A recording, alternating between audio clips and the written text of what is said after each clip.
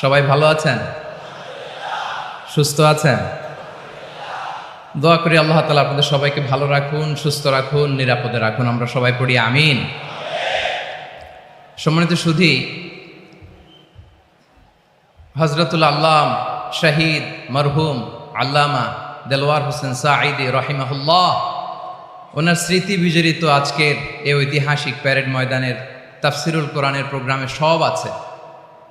Stage আছে, শ্রোতা আছে, প্যান্ডেল আছে, মিডিয়া কাভারেজ আছে, কিন্তু আমাদের কলিজার টুকরাটা আমাদের মাঝে নাই। আজকের এই প্রোগ্রামে আলোচক হয়ে এই চেয়ারে আমি না বসে ওই শ্রোতাদের কাতারে বসে যদি আমাদের আল্লামার নুরানি চেহারার দিকে তাকিয়ে ওয়াজ শুনতে পারতাম, আমাদের হৃদয়টা ঠান্ডা হয়ে যেত, আমাদের তৃষ্ণার্ত হৃদয় শান্ত হতো। সব আজকে আছে, কি যেন নাই, ঠিক কিনা বলেন? আল্লাহ তাআলা প্রতি 100 বছরে একজন মুজাদ্দিদ পাঠান, প্রতি 100 বছরে একজন মুজাদ্দিদ, যিনি সমাজকে সংস্কার করেন। আল্লামা দেলওয়ার হোসেন সাঈদী রাহিমাহুল্লাহ ছিলেন তেমন একজন মুজাদ্দিদ। চিৎকার করে বলেন ঠিক কিনা? উনি শিরক বিদআতের আস্তানাকে তছনছ করে দিয়েছেন, তাওহীদের বাণীকে সমুন্নত করেছেন, গণমানুষের কাছে তাফসিরুল কোরআনকে জনপ্রিয় করেছেন। আজীবন তিনি ইসলামকে বিজয়ী শক্তি হিসেবে দেখার স্বপ্ন দেখতেন। এত প্রাঞ্জল ভাষা, এত চমৎকার আধুনিক প্রেজেন্টেশন, গণমানুষের কাছে কোরআনের তাফসিরকে এভাবে জনপ্রিয় করে তোলার মতো ব্যক্তিত্ব আল্লামা সাঈদী ছাড়া দ্বিতীয় কেউ এই বাংলার ভূখণ্ডে নাই। এই যে তাফসিরুল কোরআন, এই যে টার্মিনোলজি, এই টার্মটাই উনি আসলে জনপ্রিয় করেছেন। আমরা আগে জানতাম না যে এভাবে তাফসির করা যায়, এভাবে scientific indications of the Holi কোরআনকে মানুষের কাছে পেশ করা যায়, এভাবে এত জীবন ঘনিষ্ঠ করে, এত ইন্টারেক্টিভ করে কোরআনের কথাগুলো মানুষের কাছে উপস্থাপন করা যায়। উনি অন্যায়ের বিরুদ্ধে সবসময় সোচ্চার ছিলেন, প্রতিবাদী কণ্ঠস্বর ছিলেন। ওনার আলোচনা শুনলে দেহের রক্ত টকবক করে ফুটতে থাকতো। আল্লাহু আকবার, আল্লাহু আকবার, আল্লাহু আকবার। He was a strong mouthpiece of Islamic revivalism. Islamic জাগরণের স্ট্রং মাউথপিস ছিলেন আল্লামা সাঈদী রাহিমাহুল্লাহ। অনেক দোয়া পেয়েছেন, আমরা পড়েছি, এমন জীবন তুমি করিবে গঠন, মরণে হাসিবে তুমি, কাঁদিবে ভুবন। গোটা বিশ্বকে তিনি কাঁদিয়েছেন। আল্লামা যখন ইন্তেকাল করলেন, আমি তখন মালয়েশিয়া থেকে যুক্তরাষ্ট্রে একটা কনফারেন্সে যোগ দিতে যাচ্ছি, কাতার এয়ারলাইন্সে। মালয়েশিয়া থেকে দোহাতে নামলাম। দোহায় যখন আমার ট্রানজিট, তখন শুনতে পেলাম যে আল্লামা বিদায় নিয়েছেন। সোশ্যাল মিডিয়ায় শুনে বিশ্বাস করতে পারলাম না। মুহূর্তের মধ্যেই মাসুদ সাঈদী ভাইকে মেসেজ করলাম, উনি কোনো উত্তর দিতে পারলেন না। মাসুদ ভাইয়ের সাথে যখন কোলাকুলি করি, আমাদের শামীম ভাইয়ের সাথে যখন কোলাকুলি করি, মনে হচ্ছে আল্লামা সাঈদীর ঘ্রাণ পাই। শরীরটা লিটারালি কাঁপছিল, নিজেকে মানাতে পারছিলাম না, বিশ্বাস করতে পারছিলাম যে আসলে আল্লামা বিদায় নিয়েছেন। ইন দ্য মিন টাইম আমার সেকেন্ড ফ্লাইট দোহা টু নিউ ইয়র্ক, 12 ঘন্টার ফ্লাইটে উঠলাম। ইন্টারনেট থেকে বিচ্ছিন্ন হলাম। নামার পরে শুনলাম আল্লাহু আকবার, যেখানে ওনাকে কবরস্থ করার কথা ছিল সেখানেও কবর দিতে দেয়া হয় নাই। ছবিগুলো দেখতে লাগলাম, হাসিমাখা মুখ, হাসিমাখা নিথর দেহটা, মরণে হাসিবে তুমি, কাঁদিবে ভুবন। From east to west, from north to south, the entire globe, গোটা বিশ্ব ওনার জন্য কেঁদেছে, গোটা বিশ্ব কেঁদেছে। কাবার গিলাফ ধরে ধরে মানুষ চিৎকার করেছে। এর চেয়ে শ্রেষ্ঠ মৃত্যুকার হতে পারে? আমাদের আল্লামার আর কি পাওয়ার ছিল বলেন? আর কি পাওয়ার ছিল? কুল্লু নাফসিন যায়িকাতুল মাউত, যারাই দুনিয়াতে আসবে তারা ইন্তেকাল করবে, এটা আমরা মেনে নেই, এটা আমরা জানি। কিন্তু অবাক করা বিষয় হচ্ছে, আমরা আজও জানি না আমাদের আল্লামার মৃত্যু কি স্বাভাবিক হয়েছে নাকি এটা পরিকল্পিত মেডিকেল কিলিং ছিল। এটা যে পরিকল্পিত মেডিকেল কিলিং ছিল, এটা ধারণা করার পেছনে অনেক কারণ আছে। তিনি আধিপত্যবাদের বিরুদ্ধে সোচ্চার ছিলেন, ফ্যাসিবাদের বিরুদ্ধে সোচ্চার ছিলেন, রাজনৈতিক প্রতিহিংসার শিকার ছিলেন। এজন্য এটা মেডিকেল কিলিং হতে পারে এ ধারণা আমরা করতেই পারি। আওয়াজ করে বলেন ঠিক কিনা? যেই সময়টা আমরা কাটাচ্ছি এত সুন্দর সময় বাংলাদেশ আর পাবে না। আমাদের জন্মের পর থেকে এরকম চমৎকার সময় আমরা পাই নাই। এটাই আসল সময়। আমরা ইন্টারিম গভর্নমেন্টের কাছে দাবি জানাই, উচ্চতর তদন্ত কমিটি করে এটা কি হত্যাকাণ্ড ছিল নাকি স্বাভাবিক মৃত্যু ছিল, এই রিপোর্ট গণমানুষের কাছে প্রচার করে জানাতে হবে। এই দাবির সাথে কি সবাই আপনারা একমত? কারা কারা একমত হাত তুলে দেখান।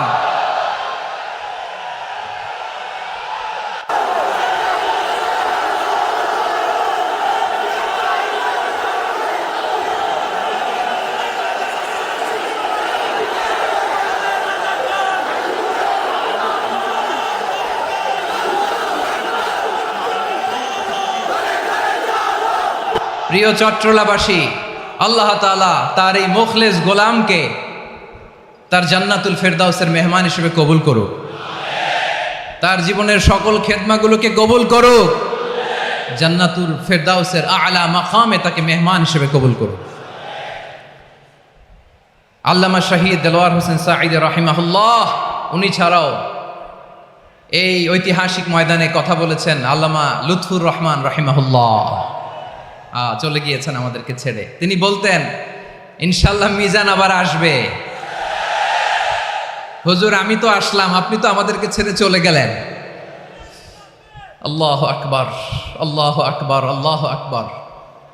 গলায় কোনো সুর ছিল না, সুর দিয়ে কথা বলতেন না, কিন্তু এত চমৎকার শব্দের বুনন, এত চমৎকার প্রেজেন্টেশন, এত চমৎকার ভাবে ঐতিহাসিক বর্ণনাগুলো তিনি উপস্থাপন করতেন। মন্ত্রমুগ্ধ হয়ে আমরা আল্লামা লুৎফুর রহমানের কথা শুনেছি। আমরা হযরতুল আল্লাম লুৎফুর রহমান রাহিমাহুল্লাহর জন্য এই বিশাল ময়দান থেকে দোয়া করছি, আল্লাহ তাআলা তুমি তোমার এই খাদেমকে জান্নাতের মেহমান হিসেবে কবুল করে নাও। আরো অনেক আল্লামারা এখানে কথা বলেছেন, বিশেষ করে বাইতুল শরফের মরহুম পীর সাহেব হুজুর থেকে শুরু করে আরো যারা যারা তারকাতুল্য ওলামায়ে কেরাম এই চট্টগ্রামের ময়দানে কথা বলেছেন, আলো ছড়িয়েছেন। আমরা এই লক্ষ লক্ষ তাওহীদি জনতাকে নিয়ে তাদের জন্য দোয়া করছি, আল্লাহ তাআলা ওনাদের জীবনের সকল ভুল ত্রুটি ক্ষমা করে দিয়ে তাদেরকে জান্নাতুল ফেরদাউসের মেহমান বানিয়ে নিক।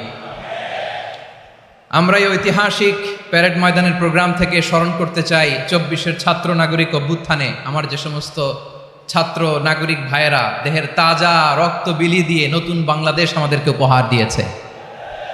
বিশেষ করে আপনাদের এই চট্টগ্রামের শহীদ ফয়সাল, শহীদ ওয়াসিম সহ সকল শহীদকে আল্লাহ তাআলা কবুল করুক। আমরা সবাই পড়ি আমিন। প্রিয় ভাইয়েরা, আমি নগণ্য একজন কোরআনের ছাত্র, এত বিশাল মঞ্চে এত বড় প্ল্যাটফর্মে কথা বলা আমার জন্য সাজে না। তারপরও আমাদের মুরব্বীরা আমাদের ডানে বায়ে বসে আছেন, ওনাদের আদেশ ক্রমে, ওনাদের অনুমতি ক্রমে কিছু কথা আজকের এই ঐতিহাসিক প্রোগ্রামে আপনাদের সামনে উপস্থাপন করার চেষ্টা করব। ওমা তৌফিক ইল্লা বিল্লাহ। প্রিয় ভাইয়েরা, 5 দিন ব্যাপী এই তাফসিরুল কোরআনের প্রোগ্রামে অনেক ওলামা হযরত কথা বলেছেন। যারা কোরআন সুন্নাহ থেকে আমাদেরকে কোরআনের কথাগুলো শোনালেন, আমরা যেন সেগুলো আমল করতে পারি, আল্লাহ আমাদেরকে তৌফিক দান করুক। শুরুতে আমাদের নিয়তটাকে খালেস করে নেওয়া দরকার। এই যে গ্যাদারিং, এই যে হিউজ শোডাউন, এগুলো যদি আমাদের নিজেদেরকে পরিবর্তন না করে তাহলে এতে কোনো লাভ নাই। জোরে বলেন ঠিক কিনা? এই প্রোগ্রাম যদি আমাদের জীবনকে পরিবর্তন করে, আমাদের চিন্তার ডিএনএ-কে চেঞ্জ করে দেয়, তাহলেই চট্টগ্রামের প্যারেড ময়দান সার্থক। আসুন আমরা চিন্তাকে খালেস করে নেই। আমরা সবাই নিয়ত করি যে যতটুকু কথা আমরা কোরআনের আলোকে শুনবো, আমলের নিয়তে শুনবো ইনশাআল্লাহ। বলেন সবাই। আপনারা সবাই ঠিকঠাক আছেন তো? কখন আসছেন আপনারা? সবাই আসছেন কখন? সকালে, কেউ দুপুরে, 9টায়। আল্লাহ আল্লাহ আল্লাহ। দুপুরের খাবার খাওয়ার সুযোগ হয়েছিল? খান নাই? রোজা রাখছেন? আহা, আমি কি দিয়ে বিদায় দেব আমার এই ভাইগুলোরে? আল্লাহ তুমি আমার ভাইগুলোরে কবুল করো। ইসলামের পক্ষের এই গণজোয়ারকে আগামীর বাংলাদেশের ইসলামের জন্য তুমি কবুল করো। যেই ভালোবাসা ইসলামের জন্য হয়, যেই গণজোয়ার কোরআনের জন্য হয়, পৃথিবীর কোনো শক্তি দিয়ে সেটাকে আটকানো যায় না। জোরে বলেন ঠিক কিনা? এজন্য গ্রাজুয়ালি, সিস্টেম্যাটিক্যালি মেথোডলজিক্যালি আমাদেরকে আগাতে হবে, শুধু আবেগ দিয়ে নয়, বিবেকেরও দরকার আছে না নাই? প্রিয় ভাইয়েরা, আসুন, আমাদের কথা অনেক বেশি, সময় অনেক কম, আমরা আর কাল বিলম্ব না করে মহাবিশ্বয় মহাগ্রন্থ আল কুরআন আল কারীম থেকে কিছু কথা শুনি। আমি যেই টপিকটা নিয়ে আজকের ঐতিহাসিক চট্টগ্রামের প্যারেড ময়দানের তাফসিরুল কোরআন প্রোগ্রামে আলোচনা করব, সেটা হচ্ছে সূরাতু আন-নাহলের 90 নম্বর আয়াত নিয়ে কিছু কথা আমরা উপস্থাপন করবার চেষ্টা করব ইনশাআল্লাহ। আমার খুতবার শুরুতেই আপনারা মোটামুটি আন্দাজ করে ফেলেছেন যে আমি কি নিয়ে আলোচনা করব, কারণ যে আয়াতটি আমি তেলাওয়াত করেছি এই আয়াতটি প্রায়শই এই ভূখণ্ডে, এই বাংলাদেশে জুমার দিনে খতিব সাহেবরা দ্বিতীয় খুতবা শেষের দিকে পড়ে না? কি কমন পড়ছে? ইন্নাল্লাহা ইয়া'মুরু বিল আদলি ওয়াল ইহসান ওয়া ইতা'i যিল কুরবা ওয়া ইয়ানহা আনিল ফাহশাই ওয়াল মুনকারি ওয়াল বাগি ইয়া'iদুকুম লাআল্লাকুম তাযাক্কারুন। মুখস্থ আছে না সবার? আসুন আমরা এই আয়াতের সরল অর্থ, এর মর্মবাণী, এর সংক্ষিপ্ত তাফসীর সবাই মিলে আজকের এই প্রোগ্রাম থেকে উদ্ধার করার চেষ্টা করি। আপনারা মনোযোগী আছেন তো? ইনশাআল্লাহ। এই আয়াতটা অনেক কম্প্রিহেন্সিভ একটা আয়াত। সাইয়েদনা আব্দুল্লাহ ইবনে মাসউদ রাদিয়াল্লাহু তাআলা আনহু উনি বলেছেন, ইন্নাহা মিন আজমাই আয়াতিল কুরআন, এটা কোরআনের সবচেয়ে জামে মানে আয়াত। যদিও ছোট্ট আয়াত, অল্প কিছু কথামালা, কিন্তু তিনি বলতেন এটা কোরআনের সবচাইতে জামিআ মানে সবচেয়ে কম্প্রিহেন্সিভ একটা আয়াত, যেখানে কথা কম, শব্দ কম, কিন্তু এটার দোতনা, এটার আবেদন, এটার মিনিং অনেক বেশি। সুবহানাল্লাহ। এই আয়াতে আল্লাহ তাআলা বেসিকলি আমাদেরকে 3টা বিষয়ে আদেশ করেছেন আর 3টা বিষয়ে বারণ করেছেন, মানে নিষেধ করেছেন। আওয়াজ করে বলুন, আদেশ করেছেন কয়টা? প্রিয় চট্টলার ভাইয়েরা, আমার মতো এই যে 3 আঙ্গুল উঁচু করে বলেন, আদেশ করেছেন কয়টা? আবার নিষেধও কয়টা? মানবো তো আমরা ইনশাআল্লাহ? বলেন সবাই। 3 do's and 3 don'ts, do's and don'ts, 3টা আদেশ, 3টা নিষেধ। এই 3টা আদেশ আর 3টা নিষেধের ভেতরে আল্লাহ তাআলা গোটা ইসলামী শরিয়ার মূল নির্যাসকে ঢুকিয়ে দিয়েছেন। সুবহানাল্লাহ। এই ছোট্ট একটা আয়াতে গোটা ইসলামী শরিয়ার, the gist, the cream of the creams, গোটা ইসলামী শরিয়ার মূল নির্যাসকে আল্লাহ ঢুকিয়ে দিয়েছেন।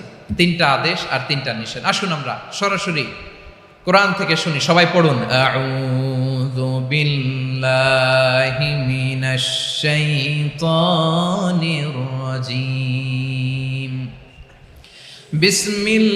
বিসমিল্লাহির রাহমানির রাহিম।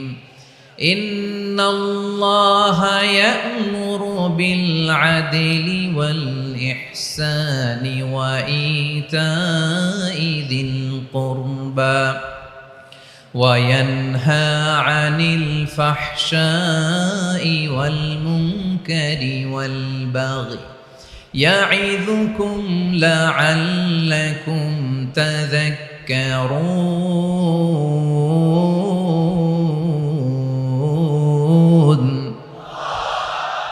আল্লাহ তাআলা ইরশাদ করছেন, ইন্নাল্লাহা ইয়া'মুরু বিল আদলি ওয়াল ইহসান, নিশ্চয় আল্লাহ তাআলা তোমাদেরকে ন্যায় বিচারের আদেশ দেন, সদাচরণের আদেশ দেন, নিকটাত্মীয়দেরকে দানের আদেশ দেন। আদেশ কয়টা? আওয়াজ করে সবাই বলুন তো কয়টা? নিশ্চয় আল্লাহ তাআলা তোমাদেরকে ন্যায় বিচারের আদেশ দেন, সদাচরণের আদেশ দেন, তিনি তোমাদের নিকটাত্মীয়দেরকে দানের আদেশ দেন, আর তিনি তোমাদেরকে অশ্লীলতা থেকে নিষেধ করেন, মন্দ কাজ থেকে নিষেধ করেন, অবাধ্যতা সীমা লঙ্ঘন থেকে নিষেধ করেন। তিনি তোমাদেরকে উপদেশ দেন যাতে তোমরা শিক্ষা গ্রহণ করো। সুবহানাল্লাহ। উপদেশ দিচ্ছে স্বয়ং কে?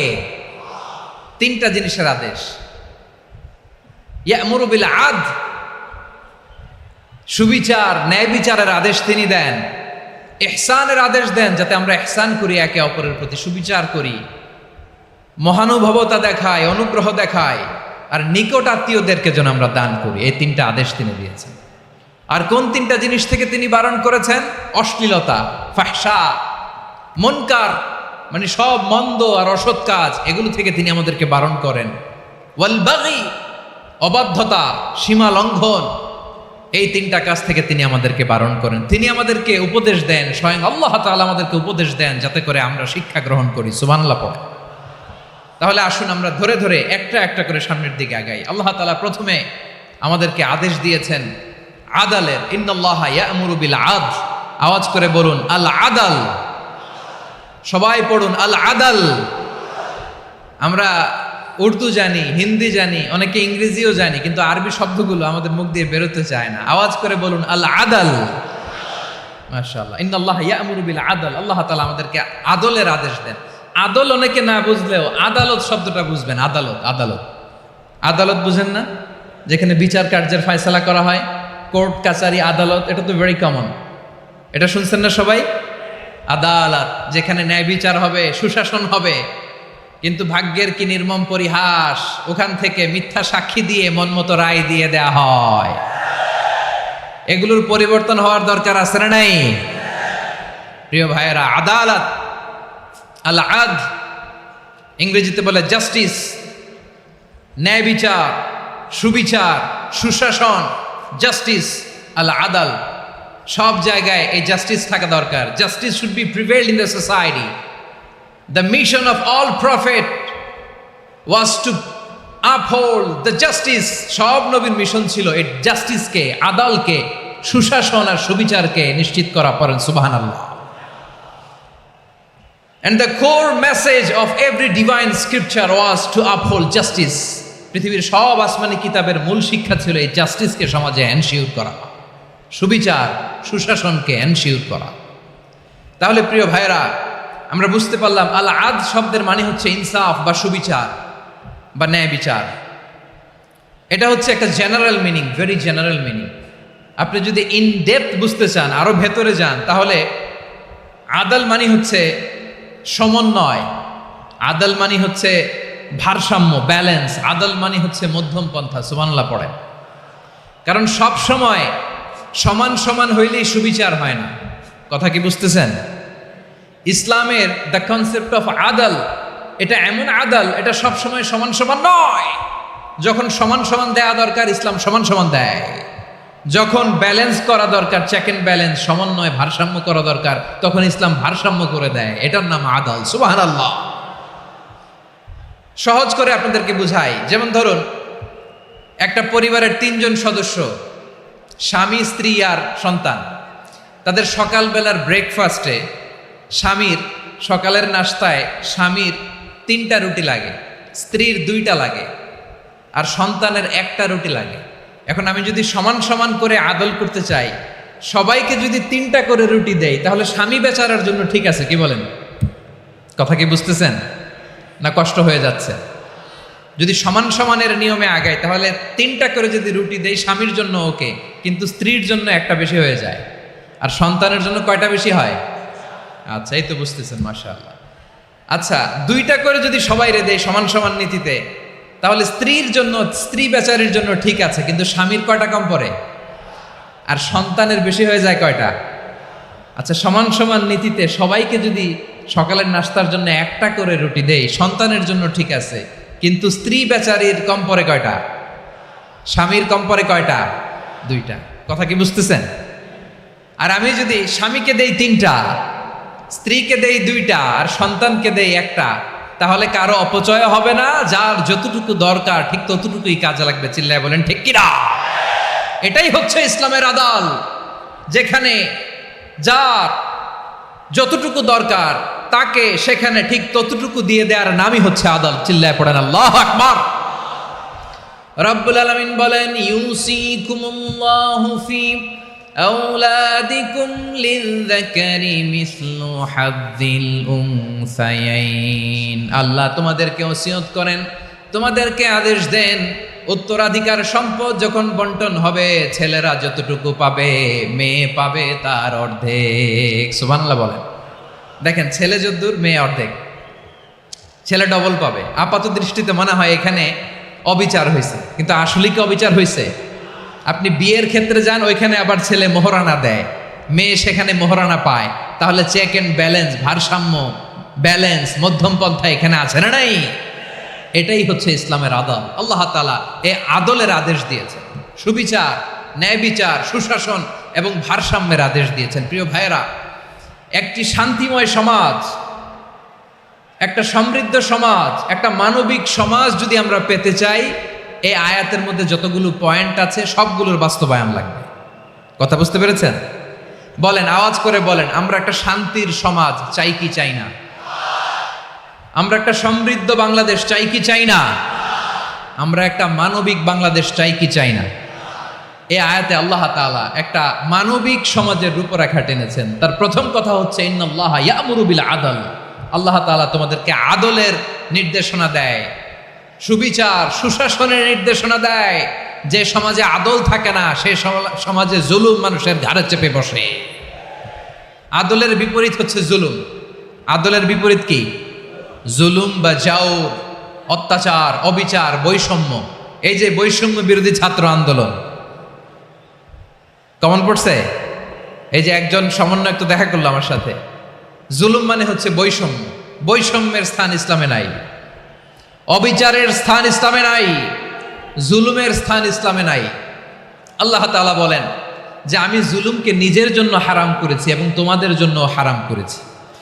বিশ্বনবী ফরমান, আল্লাহ তাআলা বলেন হাদিসে কুদসিতে, ইয়া ইবাদি ইন্নী হারামতুয যুলমা আলা নাফসি ওয়া জাআলতুহু বাইনাকুম মুহাররামান ফালা তাযালামু। আমার গোলামেরা শোনো, নিশ্চয় আমি আল্লাহ তাআলা জুলুমকে আমি আমার উপরে হারাম করেছি, অনুরূপভাবে জুলুম করাকে তোমাদের উপরেও হারাম করেছি। ফলে ফালা তাযালামু, তোমরা একে অপরের সাথে জুলুম করো না।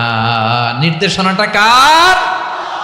খবরদার, জুলুমের সাথে আমাদের কোনো সম্পর্ক নাই। আল্লাহ তাআলা আদলের আদেশ দিয়েছেন, আদালতের আদেশ দিয়েছেন, সুশাসনের, ন্যায় বিচারের আদেশ দিয়েছেন। ইন্নাল্লাহা ইয়ামুরু বিল আদল, আমাদেরকে আদল প্রতিষ্ঠা করতে হবে। জুলুমের সাথে ইসলামের কোনো সম্পর্ক নাই।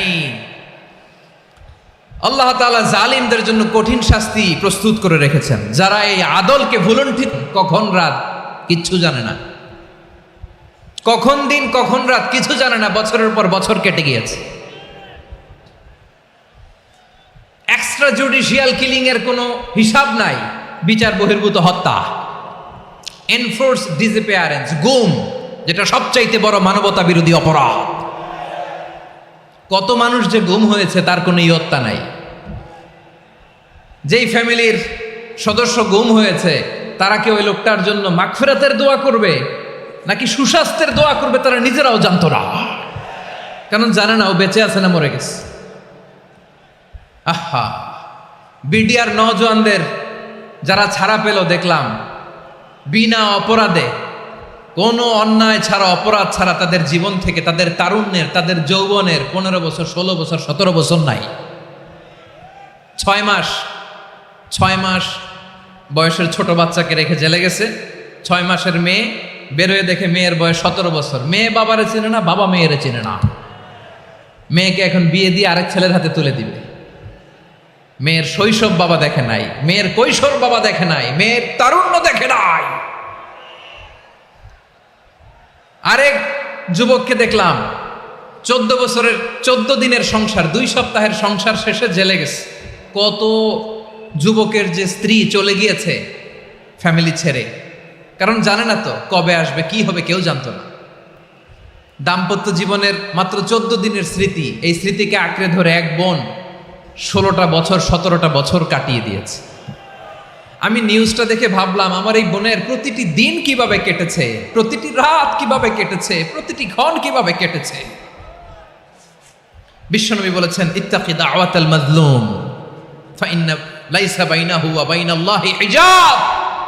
মাজলুমের কান্নাকে ভয় করো, কারণ মাজলুমের কান্না আর আল্লাহর মাঝে কোনো পর্দা থাকে না। আমরা আর এরকম কোন জুলুম বাংলাদেশে দেখতে চাই না। জোরে বলেন ঠিক কিনা? আর কেউ নতুন করে জালিম হোক আপনারা চান? আবার নতুন করে কেউ ফ্যাসিস্ট হোক আপনারা চান? এক দল আরেক দলকে নিশ্চিহ্ন করার রাজনীতিতে মেতে উঠুক এটা আপনারা চান? আমরা বাংলাদেশকে আদল দিয়ে সাজাতে চাই। আমরা এই 56,000 বর্গ মাইলের প্রতিটা ইঞ্চি মাটিকে কোরআনের আইন দিয়ে সাজাতে চাই। রাজি আছেন আপনারা? কারা কারা রাজি দেখান হাত তুলে আল্লাহকে।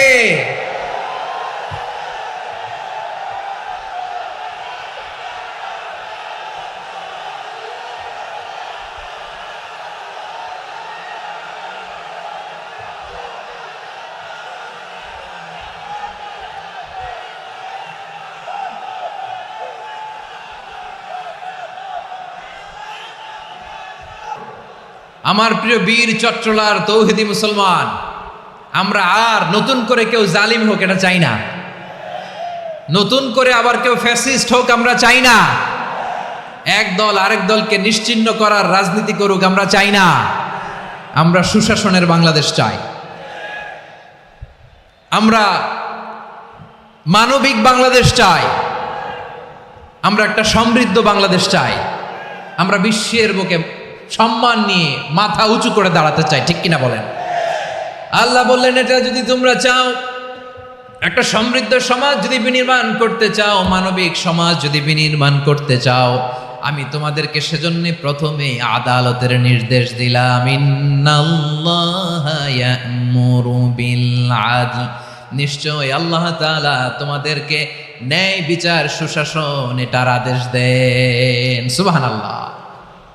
আদাল, ন্যায় বিচারের আদেশ আল্লাহ তাআলা কোরআনের বিভিন্ন আয়াতে দিয়েছেন। আল্লাহ তাআলা বলছেন, ইন্নাল্লাহা يأمركم أن تؤدوا الأمانات إلى أهلها وإذا حكمتم بين الناس أن تحكموا بالعدل إن الله نعم ما يعظكم به إن الله كان سميعا بصيرا। আল্লাহ তাআলা বললেন, আল্লাহ আদেশ দিচ্ছেন, যে ব্যক্তি আমানতের হকদার তার হাতে তোমরা আমানত পৌঁছে দাও, আর যখন তোমরা বিচার কার্য করবে, বিচার ফয়সালা করবে, আদালতের সাথে করো। সুবহানাল্লাহ বলেন। ওয়া ইযা হাকামতুম বাইনান নাসি আন তাহকুমু বিল আদল, আদালতের সাথে করবা। আল্লাহ তাআলা বলেন, যারা জাজ হবে, বিচারক হবে, তাদের যদি বাদী বিবাদীর কারো সাথে শত্রুতা থাকে, কারো সাথে যদি কোনো ধরনের রেষারেষি থাকে, আল্লাহ বলেন বিচার কার্য করতে যে ওই শত্রুতা রেষারেষির কারণে আদালতের বাইরে যে অবিচার করে বিচার করো না। ওয়ালা ইয়াজরিমান্নাকুম শানাআনু কওমিন আলা আল্লা তা'দিলু ই'দিলু হুয়া আকরাবু লিত্তাকওয়া ওয়াত্তাকুল্লাহা ইন্নাল্লাহা খাবীরুম বিমা তা'মালুন। খবরদার কোনো জাতির প্রতি, কোনো গোষ্ঠীর প্রতি, কোনো গোত্রের প্রতি আক্রোশ যেন তোমাদেরকে ন্যায় বিচার থেকে দূরে সরিয়ে না দেয়, বরং আমি আল্লাহর আদেশ হলো ই'দিলু, তোমরা আদল করো, ন্যায় বিচার করো, সুবিচার করো, সুশাসন প্রতিষ্ঠা করো। হুয়া আকরাবু লিত্তাকওয়া, এটাই তাকওয়ার সবচেয়ে কাছাকাছি। সুবহানাল্লাহ বলেন। কোরআনের বিভিন্ন আয়াতে আল্লাহ তাআলা স্পেসিফিকলি ধরে ধরে বিচার করার সময় আমরা যেন আদল করি সেটা বলেছেন। কোরআনের কোন কোন জায়গায় আল্লাহ তাআলা এই আল আদল শব্দটা ব্যবহার করেছেন। আবার একই জিনিস ইনসাফ, সুবিচার, সুশাসন, ন্যায় বিচার, ন্যায়পরায়ণতা বুঝাতে আল্লাহ তাআলা কখনো কখনো আল কিসত শব্দটা ব্যবহার করেছেন। আওয়াজ করে সবাই বলুন আল কিসত। প্রিয় ভাইয়েরা, সবাই আওয়াজ করে আমার সাথে সাথে বলুন আল কিসত। আল্লাহ তাআলা বলেন, ওয়া ইন হাকামতা ফাহকুম বাইনাহুম বিল কিসতি ইন্নাল্লাহা ইউহিব্বুল মুকসিতিন। যখন তুমি বিচার করবে, বিশ্বনবীকে উদ্দেশ্য করে অ্যাড্রেস করে বললেন, নবী হে, ইহুদিরা কোনো বিষয়ে মীমাংসার জন্য যদি আপনার দরবারে আসে, যদি বিচার করতে হয়, খবরদার অবিচার করবেন না। ফয়সালা যেটা করবেন কিসতের সাথে করবেন, ন্যায় পরায়ণতার সাথে করবেন, কারণ ইন্নাল্লাহা ইউহিব্বুল মুকসিতিন, নিশ্চয় আল্লাহ রাব্বুল ইজ্জাত ন্যায় পরায়ণশীলদেরকে বড্ড ভালোবাসেন। সুবহানাল্লাহ বলেন। ন্যায় পরায়ণ লোকদেরকে আল্লাহ তাআলা বড্ড ভালোবাসেন। অন্য আয়াতে আল্লাহ তাআলা বলছেন, وَنَضَعُ الْمَوَازِينَ الْقِسْطَ لِيَوْمِ الْقِيَامَةِ فَلَا تُظْلَمُ نَفْسٌ شَيْئًا। আমি কিয়ামতের দিন ন্যায়পরায়ণতার মানদণ্ড স্থাপন করব, যেটাকে আমরা মিজানের পাল্লা বলি। আল্লাহ বলেন, ন্যায় বিচারের মানদণ্ড কিয়ামতের ময়দানে আমি আল্লাহ স্থাপন করব। সেদিন কারো প্রতি বিন্দু পরিমাণ, এক চুল পরিমাণ অবিচার করা হবে না, কোনো অবিচার করা হবে না। সেদিন সুশাসন হবে, সুবিচার হবে, ন্যায় পরায়ণতার সাথে বিচার হবে। আওয়াজ করে পড়েন আল্লাহু আকবার। তাহলে প্রিয় ভাইরা, যে তিনটি বিষয়ে আল্লাহ তাআলা আমাদেরকে আদেশ দিয়েছেন, তার প্রথমটা হচ্ছে আদালত, ইনসাফ, সুবিচার, ন্যায় বিচার। এটা আমরা চাই কি চাই না? বিশ্বনবী ন্যায় বিচার, ন্যায় পরায়ণতা, সুশাসন প্রতিষ্ঠিত করেন কি করেন নাই? আপনারা বিশ্বনবীর সিরাত যারা পড়েছেন, আপনি দেখবেন বিশ্বনবীর সিরাতের পরতে পরতে, বাঁকে বাঁকে, সিরাতের বাঁকে বাঁকে এই আদালতের নমুনা মেলে। সুবহানাল্লাহ বলেন। ছোট্ট একটা নমুনা রাসূল সাল্লাল্লাহু আলাইহি ওয়াসাল্লামের আসসিরা আল আতরা থেকে ছোট্ট একটা নমুনা আপনাদের খেদমতে এখানে উপস্থাপন করি। বিশ্বনবী সাল্লাল্লাহু আলাইহি ওয়াসাল্লাম মক্কা বিজয় করলেন ৮ম হিজরিতে। মক্কা বিজয় শেষে তিনি কয়েক সপ্তাহ মক্কাতে অবস্থান করলেন। ইন দ্য মিন টাইম মক্কার একটা ভেরি প্রেস্টিজিয়াস এন্ড ডিগনিফাইড ফ্যামিলির নারী চুরিতে ধরা পড়ল। কিসে ধরা পড়ল? সবাই বলেন কিসে? আমাদের সমাজে আসেনি এটা? আছে? ছোট না বড়? হ্যাঁ, হিসাব করে শেষ করা যায় না। ৩.৫ লাখ কোটি টাকা নাই উন্নয়ন প্রকল্পের নামে। উন্নয়ন প্রকল্পের নামে ৩.৫ লাখ কোটি টাকা নাই। ৩.৫ লাখ কোটি টাকা লিখতে পারবেন আপনি? একটানা লিখতে পারবেন? বুঝতেছেন কত বড় সংখ্যা? হ্যাঁ, বনু মাখজুমিয়া গোত্রের এক নারী মক্কায় চুরিতে ধরা পড়ল। বলেন তো চুরি করলে বিধান কি? কি কাটতে হবে? চুরির বিধান হলো হাত কেটে দাও। তাও সেটা গোপনে নয়, প্রকাশ্যে জনসম্মুখে হাত কেটে দাও। বনু মাখজুমিয়া গোত্রের নারী যখন চুরিতে ধরা পড়লো, সাহাবারা চিন্তায় পড়ে গেলেন। সবেমাত্র মক্কার লোকেরা কালিমা পড়ে মুসলমান হয়েছে, ইসলামের আইন কানুন তেমন জানে না, ইসলামী শরিয়ার সাথে বেশি পরিচিত নয়। এখন যদি বিশ্বনবী চুরির যেই বিধান এটা যদি কায়েম করে হাত যদি কেটে দেয়, না জানি মক্কার লোকেরা আবার বিগড়ে যায়, না জানি মক্কার লোকেরা আবার মুরতাদ হয়ে যায়, না জানি মক্কার লোকেরা ইসলাম থেকে দূরে সরে যায়। চলো চলো, সাহাবীরা মিলে পরামর্শ করলেন, চলো বিশ্বনবীর কাছে যে বলি, ও নবী, শুধু কেবলমাত্র একমাত্র এই নারীর জন্য চুরির হাত কাটার বিধানটা আপনি একটু থামিয়ে দেন। চুরির হাত কাটার যে বিধান এখানে একটু রহিত করে দেন, বাকিগুলা কইরেন মদিনাতে যে চলবে, কিন্তু মক্কায় এবারের জন্য মাফ করে দেন। কিন্তু কে বলবে? এই যে পরামর্শ, সাজেশন, এটা কে দিবে বিশ্বনবীর কাছে? সাহাবারা চিন্তায় পড়ে গেলেন। আল্লাহর নবীর সামনে দাঁড়িয়ে আল্লাহর দেয়া হুদুদ, আল্লাহর দেয়া বিধান থামিয়ে দেওয়া, মাফ করে দেওয়া, এই কথা বিশ্বনবীর সামনে বলার সাহস তো কেউ রাখে না। কেউ কেউ বলল, বিশ্বনবীর পালক পুত্র যায়েদ বিন হারেসার সন্তান উসামারে বিশ্বনবী নাতির মতো আদর করে, বড্ড বেশি ভালোবাসে উসামারে।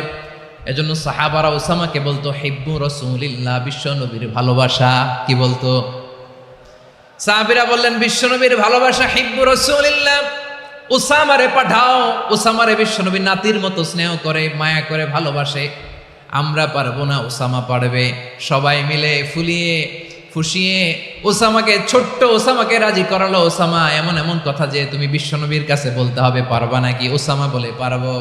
সাইয়েদনা ওসামা রাদিয়াল্লাহু তাআলা আনহু তরুণ সাহাবী বিশ্বনবীর কাছে গেলেন, যে বললেন, নবী, বনু মাখজুমিয়া গোত্রের এক নারী চুরিতে ধরা পড়েছে, এবারের জন্য কি এই মহিলাটারে মাফ করে দিলে হয় না? এবারের জন্য একটু ক্ষমা করা যায় না নবী? বিশ্বনবী বলেন, আতাশফাউ ফি হাদ্দিম মিন হুদুদিল্লাহ, তোমার এত বড় সাহস উসামা, তুমি আল্লাহর হাত, আল্লাহর দেয়া বিধান, এটার ব্যাপারে সুপারিশ করতে এসেছো? তোমরা কি জানো তোমাদের আগে যত কওম, যত গোত্র, যত জনপদ ধ্বংস হয়েছে তার কারণ ছিল তাদের মধ্যে গরিবরা অন্যায় করলে তারা বিচার করত, আর ধনীরা অন্যায় করলে তারা মাফ করে দিত। খবরদার! ওয়া আইমুল্লাহ লাউ আন্না ফাতিমাতা বিনতি মুহাম্মাদিন সারাকাত লাকাতা মুহাম্মাদুন ইয়াদাহা। বিশ্বনবী বললেন, ওরে ওসামা, বানু মাখজুমিয়ার ওই প্রেস্টিজিয়াস এন্ড ডিগনিফাইড ফ্যামিলির মেয়ে তো দূর কি বাত, অনেক দূরের কথা। জেনে রেখো ওসামা, আমার কলিজার টুকরা নয়নের পুটুলি ফাতেমাও যদি মক্কার জমিনে আজকে এই চুরির দায়ে ধরা পড়তো, আমি বিশ্বনবী মুহাম্মাদুর রাসূলুল্লাহ ধরে ফাতেমার ডান হাতটা কেটে দিতে এক বিলম্ব দেরি করতাম না। ইন্নাল্লাহা ইয়ামুরু বিল আদল, আমাদেরকে জাস্টিস শিখায়। পশ্চিমারা আমাদেরকে ইনসাফ শিখায়, আমাদেরকে সুশাসন শিখায়। আর ইনসাফ, সুশাসন, ন্যায় বিচার, সুবিচার, জাস্টিস কারে বলে বিশ্বনবীর বায়োগ্রাফি থেকে জেনে নাও। এই ছিল বিষ্ণু ইসা ইসলামের আদালতের নমুনা। আপনি যদি সাইয়েদনা ওমরে ফারুকের জীবনের দিকে তাকান, এমন কঠোর, এমন বীর সেনানী ছিলেন। সাইয়েদনা ওমরে ফারুক যদি রাস্তার এই মাথা দিয়ে হাঁটা শুরু করতেন, শয়তান ওমরে ফারুককে দেখলে ওই রাস্তা রেখে দিয়ে অন্য রাস্তা দিয়ে হাঁটতো। সুবহানাল্লাহ। ওমরে ফারুক রাদিয়াল্লাহু তাআলা আনহু কি পার্সোনালিটি ছিল, কি পার্সোনালিটি। আমাদের এলাকায় ছোট বাচ্চারা রাতে ভাত খেতে চায় না, আমার মেয়েটাও খেতে চায় না। এই এটা দিব, ওইটা দিব, আজকে মাহফিলে আসার সময় বলে দিছে লিস্ট করে এটা এটা আনতে হবে। তো ছোট্ট বাচ্চাদের অনেক বায়না থাকে, ওরা রাতে খেতে চায় না। তো মায়েরা বিভিন্ন ভয় দেখায়, এই বাঘ আসবে, বাঘ আসবে খাও, এই ভূত আসবে, ভূত আসবে খাও। আপনারা কি বলেন চট্টগ্রামে? কি আসবে? হ্যাঁ, ভূত, ভূত, ভূত আসবে, বাঘ আসবে, খাও খাও খাও, তাড়াতাড়ি খাও। তো বাচ্চারা এগুলো শুনে ভয়ে খেতে শুরু করে। মদিনার জামিনেও একই ঘটনা ঘটতো। মদিনার ছোট্ট ছোট্ট সোনামণিরা খেতে চাইতো না। তো মায়েরা বলতো, হা হুয়া ইয়াতি উমর, হা হুয়া ইয়াতি উমর, ওই যে উমর আসতেছে, উমর। ওমরে ফারুকের কথা শুনলে বাচ্চারা একেবারে ঠান্ডা। সুবহানাল্লাহ পড়বেন না? প্রভু তুমি বলেছ রাসূল দেবে না, বলনি দেবে না ওমর, বলনি দেবে না হামজা তারি, খালিদ বিজয় সমর।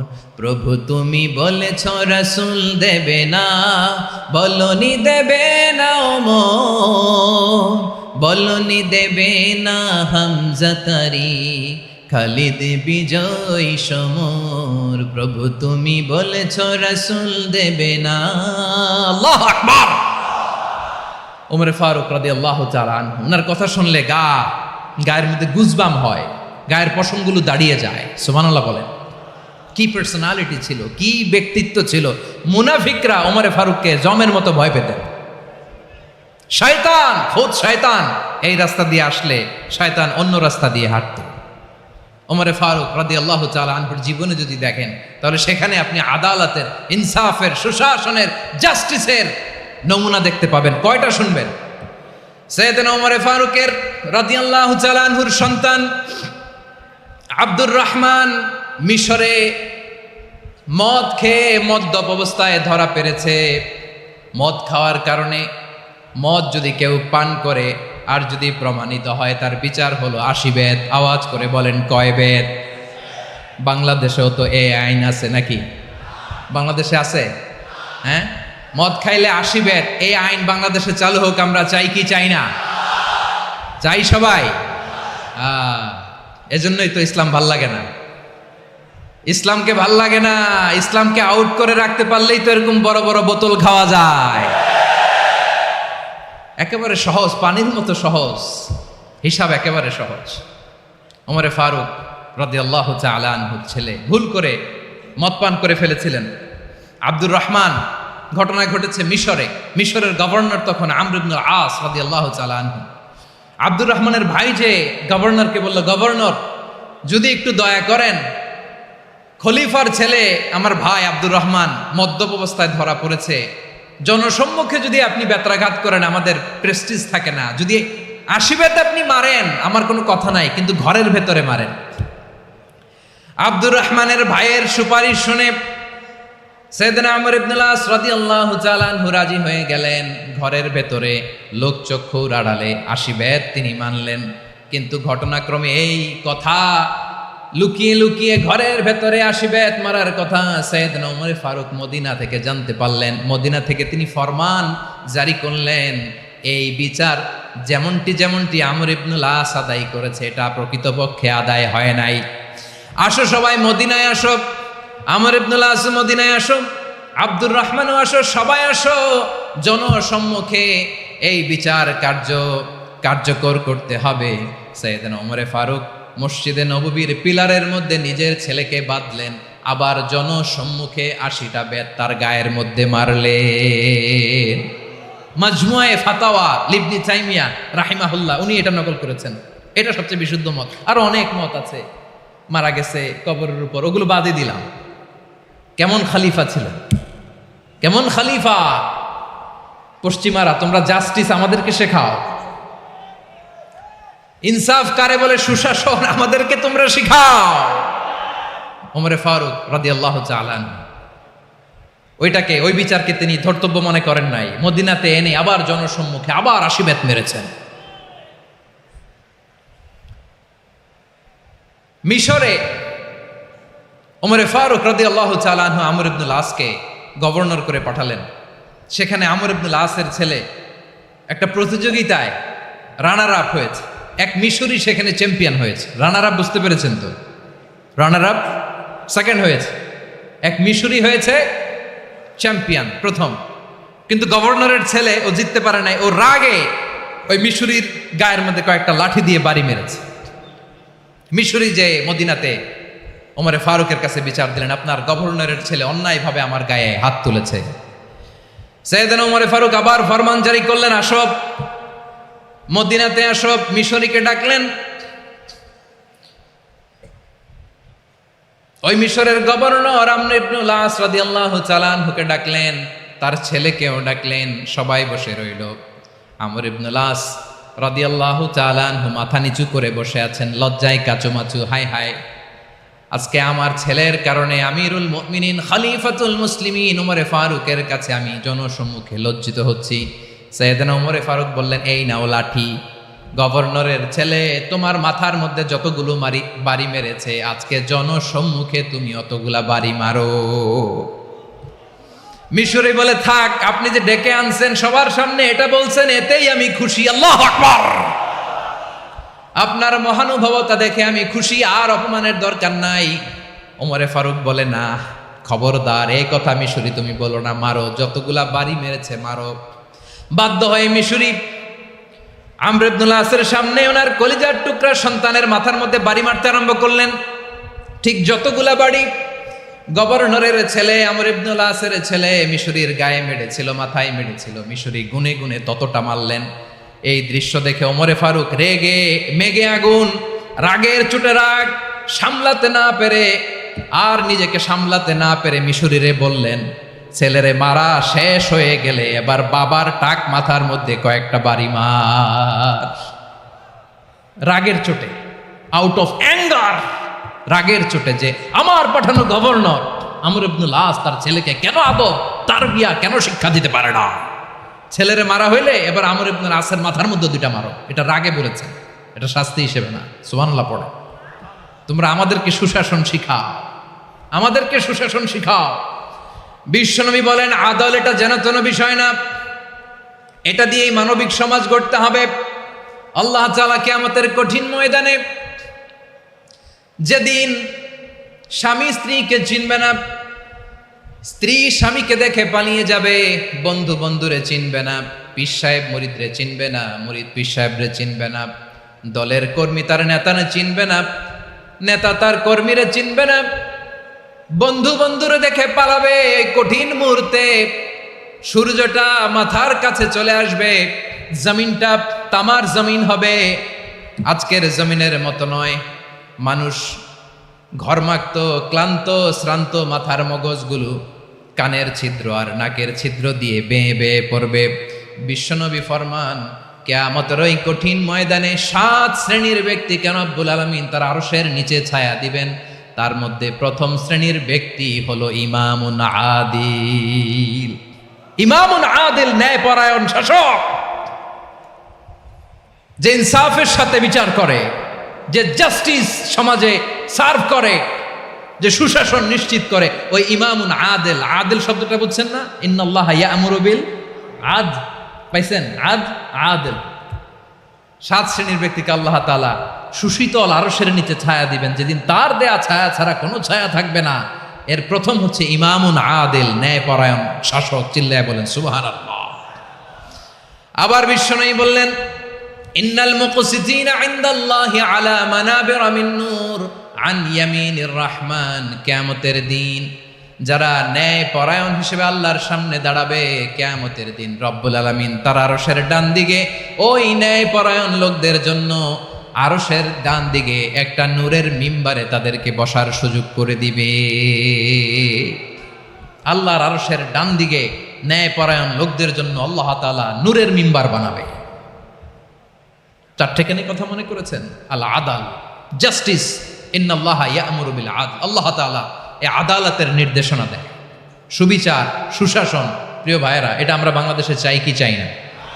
এই যে অরাজকতা, এই যে অন্যায়, এই যে জুলুম, এই যে ইনকনসিস্টেন্সি, সমাজের অসঙ্গতির প্রধান কারণ জাস্টিস নাই, সুবিচার নাই, সুশাসন নাই।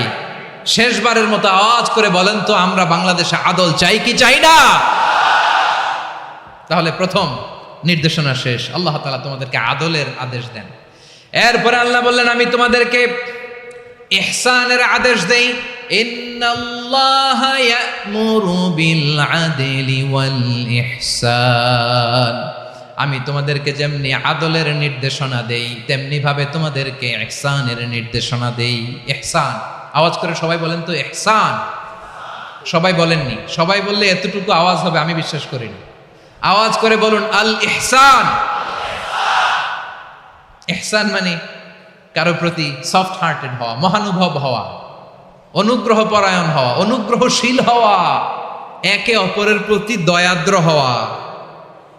একে অপরের প্রতি দয়াদ্র, অনুগ্রহশীল হওয়া ছাড়া মানবিক সমাজ কশিনকালেও গঠন করা সম্ভব না।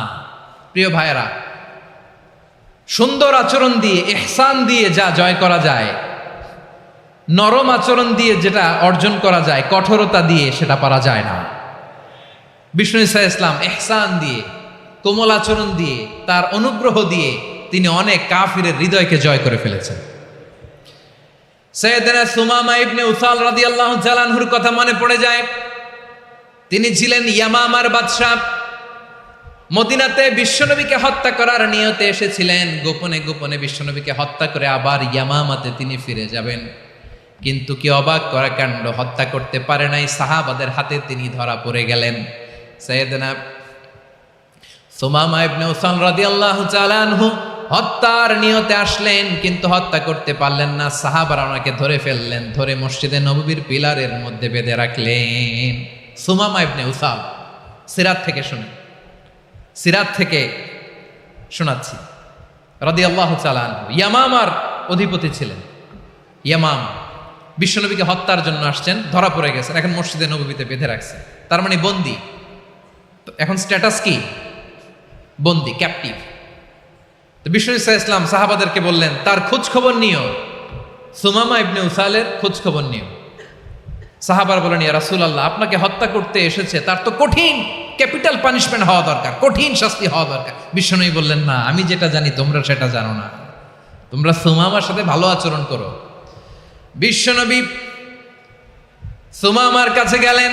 প্রথম দিন যে তিনি কালেমার দাওয়াত দিলেন, ইমানের দাওয়াত দিলেন, ইসলামের দাওয়াত দিলেন, রিসালাতের দাওয়াত দিলেন, আখিরাতের দাওয়াত দিলেন। পরের দিন যে বিশ্বনবী সালাতের দাওয়াত দিলেন, যাকাতের দাওয়াত দিলেন, ইসলাম কি, কিভাবে, কেমন করে পালন করতে হয় চমৎকার আর্টিকুলেট করতে শুরু করলেন। তন্ময় হয়ে সুমামা ইবনে উসাল রাদিয়াল্লাহু তাআলা আনহু বিশ্বনবীর কথাগুলো শুনতে আরম্ভ করলো। একদিন নয়, 2 দিন নয়, টানা 3 দিন বিশ্বনবী সুমামার কাছে ইসলামকে প্রেজেন্ট করেছেন, উপস্থাপন করেছেন। আওয়াজ করে বলেন, কয় দিন? 3 দিন। 3 দিন মসজিদে নববীতে বাঁধা। আর সাহাবীদেরকে বললেন, তার খোঁজ খবর নিও, তোমরা যে রুটি বানাও এর মধ্যে সবচেয়ে ভালো আটার রুটিটা তারে দিও, সবচেয়ে রিফাইন্ড খেজুর, যেটা পিওর খেজুর, এটা তারে দিও। আর বিশ্বনবী নিজের উট থেকে দুধ দহন করে ওনার বাড়ির এক কর্মচারীকে বলেছেন, দুধ দহন করে সুমামার জন্য নিয়ে যেও। সুবহানাল্লাহ পড়বেন না? সবাই তো অবাক, ইয়ামামা থেকে আসছে নবীকে হত্যা করতে, বিশ্বনবী দেখে তারে জামাই আদর করে, তাকে মজার মজার খাবার দিও, দুধ দিও, আদর আপ্যায়ন করো। 1 দিন নয়, 2 দিন নয়, টানা 3 দিন বিশ্বনবী এভাবে সুমামার কাছে যেয়ে যেয়ে ইসলামকে প্রেজেন্ট করতে আরম্ভ করলেন, ইসলামকে উপস্থাপন করতে শুরু করলেন। আর তাকে চমৎকার এন্টারটেইনমেন্ট, আপ্যায়ন দিতে আরম্ভ করলেন। টানা 3 দিন যখন ইসলামের দ্য বিউটিজ অফ ইসলাম, ইসলামের সুমহান বাণী, সৌন্দর্য তার কাছে উপস্থাপন শেষ, তাকে আপ্যায়ন শেষ। বিশ্বনবী বললেন সাহাবাদেরকে, যাও এবার সুমামার হাতের পায়ের রশি দুটো খুলে দাও। তারা বললেন, ইয়া রাসূলুল্লাহ, কি বলেন আপনি? ও তো হত্যাকারী, সুযোগ পায় নাই, আপনারে মারতে পারে নাই, ছেড়ে দিলে আবার ও আপনার উপর তলোয়ার নিয়ে ঝাঁপিয়ে পড়বে। নবী, এই সিদ্ধান্ত আপনি নিতে যাবেন না। বিশ্বনবী বললেন, যেটা বলেছি সেটা করো, সুমামার রশিগুলো ছেড়ে দাও, সুমামার হাতে পায়ের রশিগুলো যে তোমরা খুলে দাও। সাহাবারা তর্ক জুড়ে দিলেন, লা ইয়া রাসূলুল্লাহ, এমনটা করবেন না, তো ভয়ঙ্কর ভয়ঙ্কর খুনি, কি জানি কি হয়ে যায়। বিশ্বনবী বললেন, না, তার হাতে পায়ের রশিগুলো খুলে দাও। সাহাবারা বিশ্বনবীর কথা মতো তার হাতে পায়ের রশিগুলো খুলে দিল। সুমামা মুহূর্তের মধ্যে মসজিদে নববী থেকে বের হয়, ইয়ামামায় ফিরে না যে মসজিদে নববীর পাশে একটা খেজুর বাগান ছিল, সেখানে চলে গেলেন। সেখানে একটা ছোট্ট কুয়া ছিল, কুয়ার পানি দিয়ে তিনি গোসল করলেন। সুবহানাল্লাহ পড়েন। কুয়ার পানি দিয়ে গোসল করে মসজিদে নববীর সামনে এসে বিশ্বনবী এবং সাহাবাদের সামনে দাঁড়িয়ে সাব্বাবা উঁচু করে বললেন, আশহাদু আল্লা ইলাহা ইল্লাল্লাহ ওয়া আশহাদু আন্না মুহাম্মাদান আবদুহু ওয়া রাসূলুহু। আল্লাহু আকবার। আমি সাক্ষ্য দিচ্ছি আল্লাহ ছাড়া কোনো ইলাহ নাই, আর মুহাম্মদ আল্লাহ তাআলার প্রেরিত বান্দা এবং রাসূল। প্রিয় ভাইয়েরা, ইহসান দিয়ে যা জয় করা যায়, কঠোরতা দিয়ে সেটা কঠিনকালেও জয় করা যায় না। আওয়াজ করে বলেন ঠিক কি না? এবার সুমামা দাঁড়িয়ে বলে, ওগো নবী, আমি তো কালিমা পড়ে মুসলমান হয়ে গেলাম, এবার শোনেন, এই মুহূর্তের আগে আপনার চেহারার চাইতে নিকৃষ্ট কোনো চেহারা আমার কাছে ছিল না, কিন্তু শাহাদা পাঠ করার পরে আপনার চেহারার চাইতে উত্তম শ্রেষ্ঠ কোনো চেহারা আমার কাছে আর নাই। ও নবী, আজকের দিনের আগে ইসলাম ধর্মের চেয়ে নিকৃষ্ট অপছন্দনীয় কোনো ধর্ম আমার কাছে ছিল না, কিন্তু এই মুহূর্ত থেকে ইসলামের চেয়ে সেরা শ্রেষ্ঠ পছন্দনীয় কোনো ধর্ম আমার কাছে নাই। নবী গো, আজকের দিনের আগে মদিনার চাইতে অপছন্দনীয় নিকৃষ্ট কোনো শহর আমার কাছে ছিল না, কিন্তু এই মুহূর্তের পর থেকে মদিনার চাইতে কোনো শ্রেষ্ঠ শহর আমার জানা নাই। সে ছিল গমের বড় ডিলার, গম বেচত। কি বেচত? তার গম কিনে মক্কার লোকেরা রুটি খাইতো। সে ঘোষণা দিল, আজকে থেকে মক্কাবাসীদের জন্য সব গম আমি হারাম করে দিলাম, মক্কাবাসী এখন না খেয়ে মরে। সুবহানাল্লাহ পড়বেন না? মক্কাবাসী বিশ্বনবীর কাছে আসলেন, এসে বললেন, মুহাম্মদ, আমরা তো তোমার ভাই, তোমার চাচা, তোমার ভাতিজা, তোমার আত্মীয়, তুমি সুমামারে বলো সে যেন আবার গমের সাপ্লাই মক্কার জন্য অনুমতি দিয়ে দেয়। বিশ্বনবীর অনুমতি ক্রমে সুমামা আবার মক্কাতে গম পাঠাতে শুরু করলো। পড়েন সুবহানাল্লাহ। ইহসান, ইহসান দিয়ে আপনি যেটা জয় করতে পারবেন, you can win the heart of your enemies. ইহসান দিয়ে আপনি আপনার শত্রুর হৃদয়কে জয় করতে পারবেন। আওয়াজ করে বলেন ঠিক কি না? এজন্য আল্লাহ বললেন, ওয়া আনফিকু ফি সাবিলিল্লাহি ওয়া লা তুলকু বিআইদিকুম ইলাত তাহলুকা ওয়া আহসিনু ইন্নাল্লাহা ইউহিব্বুল মুহসিনিন। তোমরা আল্লাহর রাস্তায় দান করবে আর নিজেরা নিজেদেরকে ধ্বংসের হাতে ঠেলে দিও না। তোমরা একে অপরের প্রতি ইহসান করবে, কারণ ইহসানকারীদেরকে আল্লাহ বড্ড ভালোবাসেন। সুবহানাল্লাহ পড়েন। আবার সূরা রহমানে আল্লাহ বললেন, হাল জাযাউল ইহসানি ইল্লাল ইহসান ফাবিআইয়ি আলা, সবাই পড়েন, ফাবিআইয়ি আলাই রাব্বিকুমা তুকাযযিবান। ইহসানের প্রতিদান হিসেবে ইহসানই হয়। বিশ্বনবী সুমামার প্রতি যেমন ইহসান করেছেন, সুমামাও ঠিক তেমন ইহসান ফিরিয়ে দিয়েছে। ঠিক কিনা বলেন? তাহলে এক নম্বরে হচ্ছে আদ, ন্যায় বিচার। দুই নম্বরে সবাই বলেন ইহসান, সদাচরণ। ইহসান দুই ধরনের প্রিয় ভাই, ইহসান ফিল ইবাদা, ইহসান ফিল মুআমালা। ইহসান ফিল ইবাদা হচ্ছে একাগ্র অনুভবে ইবাদতে ডুব দেওয়া, এর নাম ইবাদতের ইহসান। সুবহানাল্লাহ পড়ে। বিশ্বনবী বলেন ইহসান মানে কি জানো নাকি? হাদিসে জিবরিলে সাইয়েদনা জিবরিল আলাইহিস সালাম বিশ্বনবীকে বললেন, আখবিরনি আনিল ইহসান। নবী আমাদেরকে বলেন ইহসান মানে কি? বিশ্বনবী বললেন, আনতা আবুদাল্লাহ কাআন্নাকা তারাহু ফাইন লাম তাকুন তারাহু ফাইন্নাহু ইয়ারাক। ইহসান মানে হলে এমন ভাবে তুমি আল্লাহর সামনে নিজেকে উজাড় করে ইবাদত করবে, তুমি ভাববে তুমি আল্লাহকে দেখতে পাচ্ছ, আর এটা যদি ভাবা তোমার জন্য কঠিন হয়ে যায়, অন্তত এতটুকু তুমি ভাববা যে আল্লাহ তোমাকে দেখতে পাচ্ছেন। ঠিক কিনা বলেন? ও আমার বীর চট্টলার ভাইয়েরা, কেউ যেটা দেখে না সেটা দেখে কে? এই বিশ্বাস হৃদয়ের মধ্যে আছে? নামাজে যখন দাঁড়ান এই ফিলিংসটা আনা যাবে?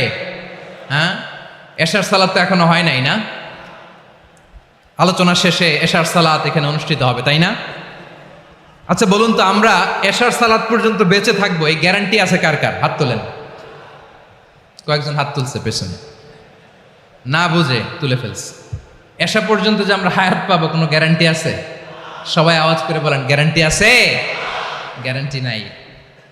এই জন্য বিষ্ণু ইসলাম বলেছে, এমন ভাবে নামাজে দাঁড়াও, ইবাদত করো, মনে করো হতে পারে এটাই আমার জীবনের শেষ নামাজ। পারফর্ম দ্য সালাহ as if this is your last and final prayer.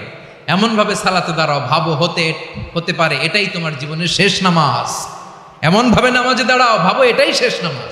তাহলে নামাজে একাগ্রতা বাড়ায় দিবে কে? ফলে ইবাদতের ইহসান আমাদের অর্জিত হবে। আর মুআমালাতে ইহসান হলো, বিশ্বনবী বলেন, ইন্নাল্লাহা তাবারাকা ওয়া তাআলা কাতাবাল ইহসানা আলা কুল্লি শাই, ফাইদা কাতালতুম ফাআহসিনুল কিতলা ওয়া ইযা যাবাহতুম ফাআহসিনুয যাবহা ওয়ালিয়ুহিদ্দা আহাদুকুম শাফরাতাহু ওয়ালিয়ুরিহ যাবিহাতাহু। ইহসান দুই ধরনের, আওয়াজ করে বলতে হবে। কয় ধরনের? সবাই বলুন আওয়াজ করে, কয় ধরনের? একটা হচ্ছে ইহসান ফিল ইবাদা, ইবাদতে ইহসান। ইবাদতে ইহসান কি? একাগ্র অনুভব দিয়ে ইবাদত করা, মন প্রাণ দিয়ে ইবাদত করা। আর মুআমালাতে ইহসান কি? সব কাজে, দৈনন্দিন কাজে, কর্মে, সামাজিক অ্যাক্টিভিটিতে কোমলতা প্রদর্শন করা, অনুগ্রহের সাথে সবকিছু করা। আল্লাহ তাআলা ইন্নাল্লাহা তাবারাকা ওয়া তাআলা কাতাবাল ইহসানা আলা কুল্লি শাই, তিনি সব কিছুর ব্যাপারে ইহসানকে আবশ্যক করেছেন। সবকিছু, মুমিনের সব কাজে ইহসানের পরশ থাকবে। ওয়া ইযা কাতালতুম ফাহসিনুল কিতলা, বিষ্ণুই বলেন তুমি যখন কাউকে হত্যা করো ইহসানের সাথে করো। সুবহানাল্লাহ পড়বেন না? যখন হত্যা করো তখনও ইহসানের সাথে। আচ্ছা হত্যা করবো আবার ইহসান আসবে করতে করে, তো মেরেই ফেলবো আমি। আল্লাহ, ও ভাই একজন খুন করেছে, খুনি, রাষ্ট্রীয় আইনে তার শাস্তি হয়েছে ডেথ পেনাল্টি, মৃত্যুদণ্ড। এখন মৃত্যুদণ্ড দেখে আপনি যেমনি মন চায় তেমনি মারবেন লোকটারে? ওর নাক কেটে ফেলতে পারবেন? ওর কান কাটতে পারবেন? ওর চোখ উপড়ে ফেলতে পারবেন আপনি? যেমন মন চায় তার অঙ্গহানি করা যাবে না। ইহসানের সাথে তাকে হত্যা করো। সুবহানাল্লাহ, this is Islam, this is the true essence of Islam. ওয়া ইযা যাবাহতুম ফাহসিনুয যাবহা, যখন জবাই করবে তখনও ইহসানের সাথে জবাই করো। করব জবাই, ওইখানেও নাকি ইহসান। আচ্ছা কুরবানির দিন আমরা পশুগুলোরে কি করি বলেন সবাই আওয়াজ করে? জবাই। জবাই মানে তো এটার মেরেই ফেলতেছি, একটু পরে তো টুকরো টুকরো করে গোশতগুলো খাবো, এটা তো খাবো, এটা তো মেরেই ফেলবো। বিষ্ণু বলে না, জবাইয়ের মধ্যেও, মুমিনের জবাইয়ের ভেতরেও ইহসানের পরশ থাকা চাই। যখন জবাই করবে প্রাণীটাকে হাত পা টাইট করে বেঁধে নাও, ছুরিটাকে শার্পেন করে নাও, ধারালো করে নাও, যাতে অল্প সময়ে জবাইটা হয়ে যায়, প্রাণীটা যাতে কম কষ্ট পায়। সুবহানাল্লাহ পড়েন। দিস ইজ কল্ড ইহসান। ইহসান, আল্লাহ তাআলা যেমনি আদলের আদেশ করেছেন, ন্যায় বিচার, জাস্টিস এনশিওর করতে বলেছেন, সমাজে ইহসানের ব্যবহার, ইহসানের অনুশীলন তিনি করতে বলেছেন। এজন্য মুমিনের প্রতিটি কাজে, আমার চট্টগ্রামের ভাইয়েরা আমার দিকে তাকান, খেয়াল করে শুনুন, মুমিন জীবনের প্রতিটি কাজে ইহসানের পরশ থাকা চাই। আমরা যেন আমাদের পরিবারের প্রতি ইহসান করি, আমরা যেন আমাদের কর্মচারীদের প্রতি ইহসান করি, আমরা যেন আমাদের কলিগদের প্রতি ইহসান করি, আমরা যেন আমাদের ভাইদের প্রতি ইহসান করি। মুমিন জীবনের প্রতি কাজে ইহসানের পরশ থাকার দরকার আছে না নাই? কথা বুঝতে পেরেছেন? তাহলে আল্লাহ তাআলার তিনটা আদেশ ছিল, কয়টা গেল? ভুলে গেছে, ভুলে গেছে চট্টগ্রাম। তিনটা আদেশের মধ্যে কয়টা বললাম? প্রথমে কি ছিল? আদল। 2 নম্বরে, 3 নম্বরে রব্বুল আলামিন বললেন ওয়া ইতা ইদিল কুরবা, নিকট আত্মীয়দেরকে দান করো। নিকট আত্মীয়দেরকে দাও, যারা তোমাদের ব্লাড কানেকশনের আত্মীয় তাদেরকে তোমরা দাও। এখানে জেনারেলি বললেন দাও, কি দিব সেটা তিনি এখানে বলেন নাই, সেটা তিনি সূরাতুল ইসরার মধ্যে বলেছেন। আল্লাহ বলেন ওয়া আতিযাল কুরবা হাক্কা, নিকট আত্মীয়দেরকে তাদের অধিকার, তাদের প্রাপ্য তোমরা বুঝিয়ে দাও। দেখেন, একটা শান্তির সমাজ, একটা সমৃদ্ধ সমাজ, একটা মানবিক সমাজ গঠনের জন্য আল্লাহ তাআলা বেশি না, মাত্র 3টা অর্ডার, 3টা ভার্ডিক্ট তিনি জারি করেছেন। 1 নাম্বার সুশাসন, ন্যায় বিচার। 2 নাম্বার ইহসান। 3 নাম্বার নিকটাত্মীয়, যারা কাছের, তোমার ভেরি ক্লোজ রিলেশনশিপে আছে, তাদেরকে দাও। দাও, দিলে বাড়িয়ে দেয় কে? অনেকে দিতে চায় না, কৃপণতা করে। দিলে বাড়ায় দেয় কে? ও মিয়া, মদিনার মধ্যে সবচাইতে গরিব সাহাবী ছিল বেলাল রাদিয়াল্লাহু তাআলা আনহু। ওনার এন্টায়ার অ্যাসেট, সম্পদের পরিমাণ কতদূর জানেন? একটা লুঙ্গি। বেলাল রাদিয়াল্লাহু তাআলা আনহু, ওনার টোটাল ওয়েলথের এস্টিমেশন হচ্ছে মাত্র একটা লুঙ্গি। একটা লুঙ্গি, টোটাল ওয়েলথ এস্টিমেশন, টোটাল সম্পদের পরিমাণ বেলাল রাদিয়াল্লাহু তাআলা আনহুর কি ছিল? কথা বোঝে নাই বোধহয়, কি ছিল? ওই বেলাল রাদিয়াল্লাহু তাআলা আনহুকে বিষ্ণু ইসলাম বলেছেন, আনফিক ইয়া বেলাল, ও বেলাল তুমিও দাও। ওয়ালা তাখশা মিন যিল আরশি ইখলালা, আরশের অধিপতির তো কোনো ঘাটতি নাই, তুমি দিলে ওই আল্লাহ তোমারে বাড়ায়া দিবে। এজন্য আমার প্রিয় ভাইয়েরা, দিলে কমে না, দিলে বাড়ে। অনেকে ধরে রাখে, নতুন কিছু নিতে পারে না, হাত দিয়ে যেটা ধরে রেখেছেন এটা দিয়ে দেন, বড় একটা ধরার সুযোগ পাবেন। জোরে বলেন ঠিক কিনা? ধরেন 5 কেজি ওজনের একটা ধরে রাখছেন, এখন 10, এটা না ছাড়লে 10 কেজি ধরতে পারবেন আপনি? আচ্ছা, 10 কেজির জিনিস একটা আছে হাতে, ওইটা যদি ছেড়ে দেন তাইলেই না 15 কেজি ধরতে পারবেন। কথা বলেন ঠিক কিনা? তাহলে দিলে বাড়িয়ে দেয় কে? রব্বুল আলামিন বললেন 3 নাম্বার আদেশ হলো তোমাদের প্রতি সমাজটারে কেমন করে মানবিক সমাজ, সুন্দর সমাজ গড়বা। 3 নাম্বার আদেশ হলো ওয়া আতিদাল কুরবা হাক্কা, নিকটাত্মীয়দেরকে তাদের প্রাপ্য বুঝিয়ে দাও। এই নিকটাত্মীয়দেরকে তাদের অধিকার বুঝিয়ে দেওয়া, প্রাপ্য বুঝিয়ে দেওয়াতে আমাদের গাফলতি আছে না নাই? চট্টগ্রামে নাই? মাশাআল্লাহ আছে, আছে। অনেকে দেখবেন অনেক আল্লাহওয়ালা, তাহাজ্জুদ গুজার, সেজদা দিতে দিতে কপালে কালো দাগ ফেলে দিছে, সে তার বোনের হকটা আদায় করে নাই। আছে না নাই? হ্যাঁ, এখানেও আছে। সর্বনাশ। অনেক বড় হাজী সাহেব, বিশাল লম্বা দাড়ি, ছেলেরে সব দিয়ে দিছে, মেয়েরে কিছু দেয় নাই, মেয়ের হক আদায় করে নাই। আছে না নাই? এই হাজী সাহেবেরা, এই আল্লাহওয়ালারা কিয়ামতের ময়দানে আটকে যাবে। আপনি অন্যের অধিকার নষ্ট করেছেন, তাদের রাইটসকে ভায়োলেট করেছেন।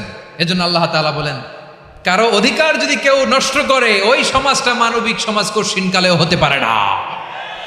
এজন্য 3 নম্বর আল্লাহ বললেন ওয়া ইতা ইদিল কুরবা, নিকটাত্মীয়দেরকে দাও। কি দিবা? তাদের অধিকার দিয়ে দাও। বোনের অধিকার বুঝিয়ে দাও, মেয়ের অধিকার বুঝিয়ে দাও, ফুফুর অধিকার বুঝিয়ে দাও। দেখবেন অনেক মায়েরা ছেলের পাতে মুরগির রান দেয়, মেয়ের পাতে দেয় মুরগির ঠ্যাং। এরকম আছে না নাই? ছেলেরা কি দেয়? মুরগির। মেয়ের পাতে কি দেয়? তো মেয়ের কি মুরগির রান খেতে মনে চায় না? মনে চায় না? এমনটা করা যাবে না। নিকটাত্মীয়দেরকে অধিকার দিয়ে দাও, নিকটাত্মীয়ের সাথে সুসম্পর্ক রাখো। আদেশটা কার? এজন্য প্রিয় ভাইয়েরা, জীবনে যদি বারাকা অর্জন করতে চান, নিকটাত্মীয়দের সাথে সুসম্পর্ক রাখতে হবে, তাদের জন্য উপহার পাঠাতে হবে। বিশ্বনবী বলেন লা ইয়াদখুলুল জান্নাতা কাতে, যে ব্যক্তি আত্মীয়তার সম্পর্ককে ছিন্ন করে দেয়, সে কশিনকালেও আল্লাহর জান্নাতে ঢুকবে না। আপনি কি এটারে সহজ হাদিস মনে করছেন? এটা সহজ কথা? আপনি ভাবছেন আপনার নামাজ আপনারে বাঁচাতে পারবে, আপনার রোজা বাঁচাতে পারবে, আপনার তাহাজ্জুদ আপনারে বাঁচাতে পারবে? আপনি অধিকার নষ্ট করলে কিছুই আপনারে বাঁচাতে পারবে না। এজন্য নিকট আত্মীয়দেরকে দিতে হবে বেশি বেশি। বিশ্বনবী বলেন ইন্না সাদাকাতা আলাল মিসকিনি সাদাকা ওয়া আলা যির রাহিমি ইসনাতান সাদাকাতুন ওয়া সিলা। মিসকিন রে দান করলে শুধু দানের সওয়াব হয়, নিকট আত্মীয়কে দান করলে 2টার সওয়াব হয়, সাদাকার সওয়াব হয়, আবার আত্মীয়তার বন্ধন অটুট রাখার সওয়াব হয়ে যায়। আবার বিশ্বনবী বললেন মান সাররাহু আইয়ুবসাতা লাহু ফি রিজকিহি ওয়া ইনসালাহু ফি আসারিহি ফালইয়াসিল রাহিমা। যে ব্যক্তি তার রিজিকের প্রশস্ততা চায় আর হায়াতে বরকত চায়, সে যেন তার আত্মীয়ের সাথে সুসম্পর্ক রাখে। আমার প্রিয় চট্টলার ভাইয়েরা, আমাদের রিজিকে আমাদের রিজিক বাড়ুক, এটা আমরা চাই কি চাই না? সবাই চান? হ্যাঁ, আমাদের রিজিকে প্রশস্ততা আসুক, চাই কি চাই না? আমাদের হায়াতে বরকত আসুক, আমরা চাই কি চাই না? এই দুইটা যদি চান তাহলে নিকটাত্মীয়দের সাথে সুসম্পর্ক রাখবেন, পারবেন? তাহলে সমাজটারে মানবিক সমাজ বানায় দিবে কে? তিনটা আদেশ চলে গেল। কয়টা? আওয়াজ করে বলেন। 1 নম্বরে কি ছিল? 2 নম্বরে, 3 নম্বরে নিকটাত্মীয়দেরকে দান। আপনাদেরকে আরো শোনার আগ্রহ আছে? আপনাদের মনোযোগ আছে না গেছে? কষ্ট হচ্ছে না? মাশাআল্লাহ, মাশাআল্লাহ। তাকবীর পড়ুন, লিল্লাহে তাকবীর। আমার প্রিয় ভাইয়েরা, আল্লাহ তাআলা তিনটা জিনিসের যেমনি আদেশ করেছেন, অনুরূপভাবে তিনটা বিষয় তিনি বারণ করেছেন, নিষেধ করেছেন। ওগুলোর কাছেও যাওয়া যাবে। শুনবেন। রাব্বুল আলামিন বলেন, ওয়ায়ানহা আনিল ফাহশাই ওয়াল মুনকারি ওয়াল বাগি। আমি যেমনি তিনটি বিষয়ে আদেশ করলাম, অনুরূপভাবে তিনটি বিষয়ে বারণ করলাম, নিষেধ করলাম। আমার 1 নাম্বার নিষেধাজ্ঞা হলো অশ্লীলতার প্রতি। ফাহশা, ওয়ায়ানহা আনিল ফাহশা। আল্লাহ তাআলা অশ্লীলতাকে নিষেধ করেছেন। কোন জিনিসকে? সবাই বলুন, কোন জিনিসকে? যত ধরনের, যত টাইপের, যত ক্যাটাগরির অশ্লীলতা হতে পারে, সব অশ্লীলতাকে হারাম করেছেন কে? ফাহশা মানে কি? কথায়, কাজে, আচরণে, কমেন্ট, ফেসবুকের কমেন্টসে যত ধরনের নোংরামো আছে, যত ধরনের অশ্লীলতা আছে, এটাকে আরবিতে বলে ফাহশা। এটাকে কি বলে? রাব্বুল আলামিন বলেন, কুল ইন্নামা হাররামা রাব্বিয়াল ফাওয়াহিশা মা যাহারা মিনহা ওয়া মা বাতান। ও নবী, আপনি বলে দেন, আমার রব প্রকাশ্য, অপ্রকাশ্য, স্পষ্ট কিংবা অস্পষ্ট, দৃশ্যমান কিংবা অদৃশ্যমান সব অশ্লীলতাকে হারাম করেছেন। সব ধরনের অশ্লীলতা হারাম, সব ধরনের। আল্লাহ তাআলা আমাদেরকে অশ্লীলতা থেকে বাঁচান, অশ্লীলতা থেকে তিনি আমাদেরকে হেফাজত করুক। পড়েন আমিন। এবার বলেন, আমাদের সমাজে অশ্লীলতা আছে না নাই? চট্টগ্রামে নাই? আমি কই নাই, ওনারা বলে আছে। দেখছেন, আমি সামহাও বাঁচায় দেওয়ার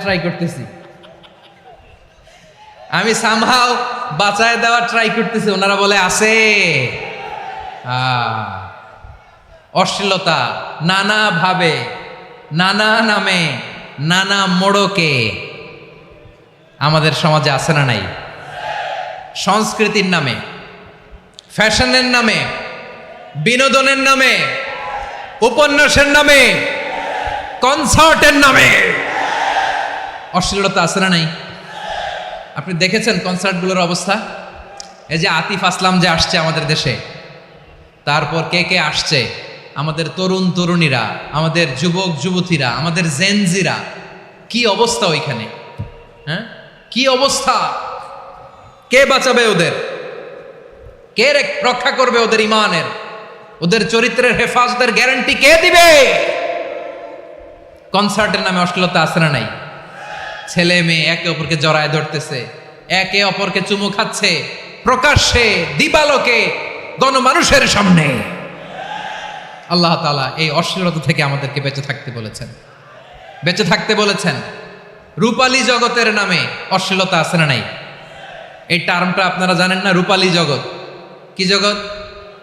আসলে কি রূপালী জগৎ না অন্ধকার জগৎ? আমার বোনেরা, আপনাদেরকে যে কি বলে তারা বুঝায়, রূপালী জগৎ শুনেই আপনি ভরকে যাবেন না। রূপালী জগতে যে নারী যত বেশি উলঙ্গ, সে নাকি তত বেশি সাহসী। জানেন, বলে এটা একটা সাহসী নারী, খুব সাহসী পদক্ষেপ তার। যত বেশি শরীর থেকে কাপড় নামাতে পারবে, যত বেশি বস্ত্রহীন হয়ে নিজেকে প্রেজেন্ট করতে পারবে, সে নাকি তত বেশি সাহসী। আমার চট্টলার ভাইয়েরা, শয়তানের প্রথমে এজেন্ডা ছিল বনি আদমকে বস্ত্রহীন করা। সে আদম এবং হাওয়া আলাইহিস সালামকে নিষিদ্ধ গাছের ফল খাইয়ে তাদেরকে বস্ত্রহীন করেছে। এই জামিনেও সে আমাদেরকে বস্ত্রহীন করতে চাইবে। এই রূপালী জগতের নামে তারা এটা করে। আমার প্রিয় বোনেরা, আপনি জানেন না আপনার দাম কত? ওরা আপনাদেরকে বিজ্ঞাপনের সস্তা পণ্য বানাতে চায়। ওরা আপনাদেরকে ওদের ভোগের লিপসার টুলস বানাতে চায়। ওরা আপনাদেরকে দিয়ে ওদের খায়েশ পূরণ করতে চায়। এটা আপনাদের জন্য মোটেও ডিগনিটি নয়, এটা আপনাদের জন্য সম্মান নয়। আপনার সম্মান শালীনতায়, আপনার সম্মান হেজাবে, আপনার সম্মান ভদ্রতায়, আপনার সম্মান আপনার ডিসেন্ট পোশাকে। পোশাক বলে দেয় এই নারীটা ভদ্র না অভদ্র। পোশাক বলে দেয় এই মেয়েটা কোন ঘরের মেয়ে। আওয়াজ করে বলেন ঠিক কিনা? আপনি জানেন না আপনারা সস্তা পণ্য বানায়, ভোগের পণ্য, বিলবোর্ডে আপনাকে উলঙ্গ করে উপস্থাপন করে। এই অশ্লীলতার সাথে ইসলামের কোনো সম্পর্ক। এজন্য আল্লাহ বলেন আমি অশ্লীলতাকে হারাম করেছি।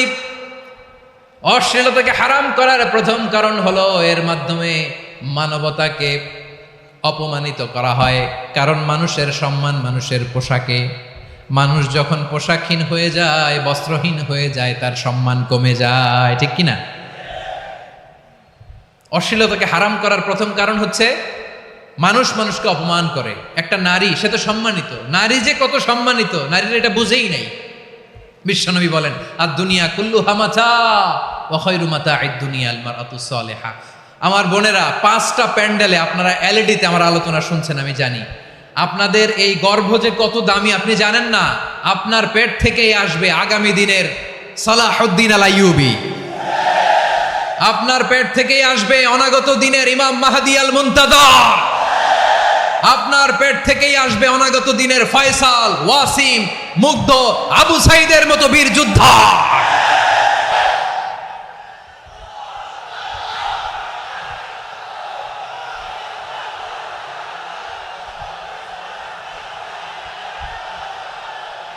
আমার প্রিয় বোনেরা, আমার প্রিয় বোনেরা, বিশ্বনবীর কথার ওজন খেয়াল করেন। আর দুনিয়া কুল্লুহা মাতা ওয়া খায়রু মাতা'আদ দুনিয়া আল মারআতু সালিহা। দুনিয়ার সবকিছুই অ্যাসেট, এর মধ্যে সবচেয়ে দামি অ্যাসেট নেককার নারী। আপনার গর্ভ যে কত দামি আপনি জানেন না। নিজের সময়টাকে কাজে লাগান, কোরআন পড়েন, সুন্নাহ পড়েন। আপনার অনেক দায়িত্ব ঘরে। You are the MD of your family. একটা family it's a very big institution. পরিবার একটা অনেক বড় প্রতিষ্ঠান।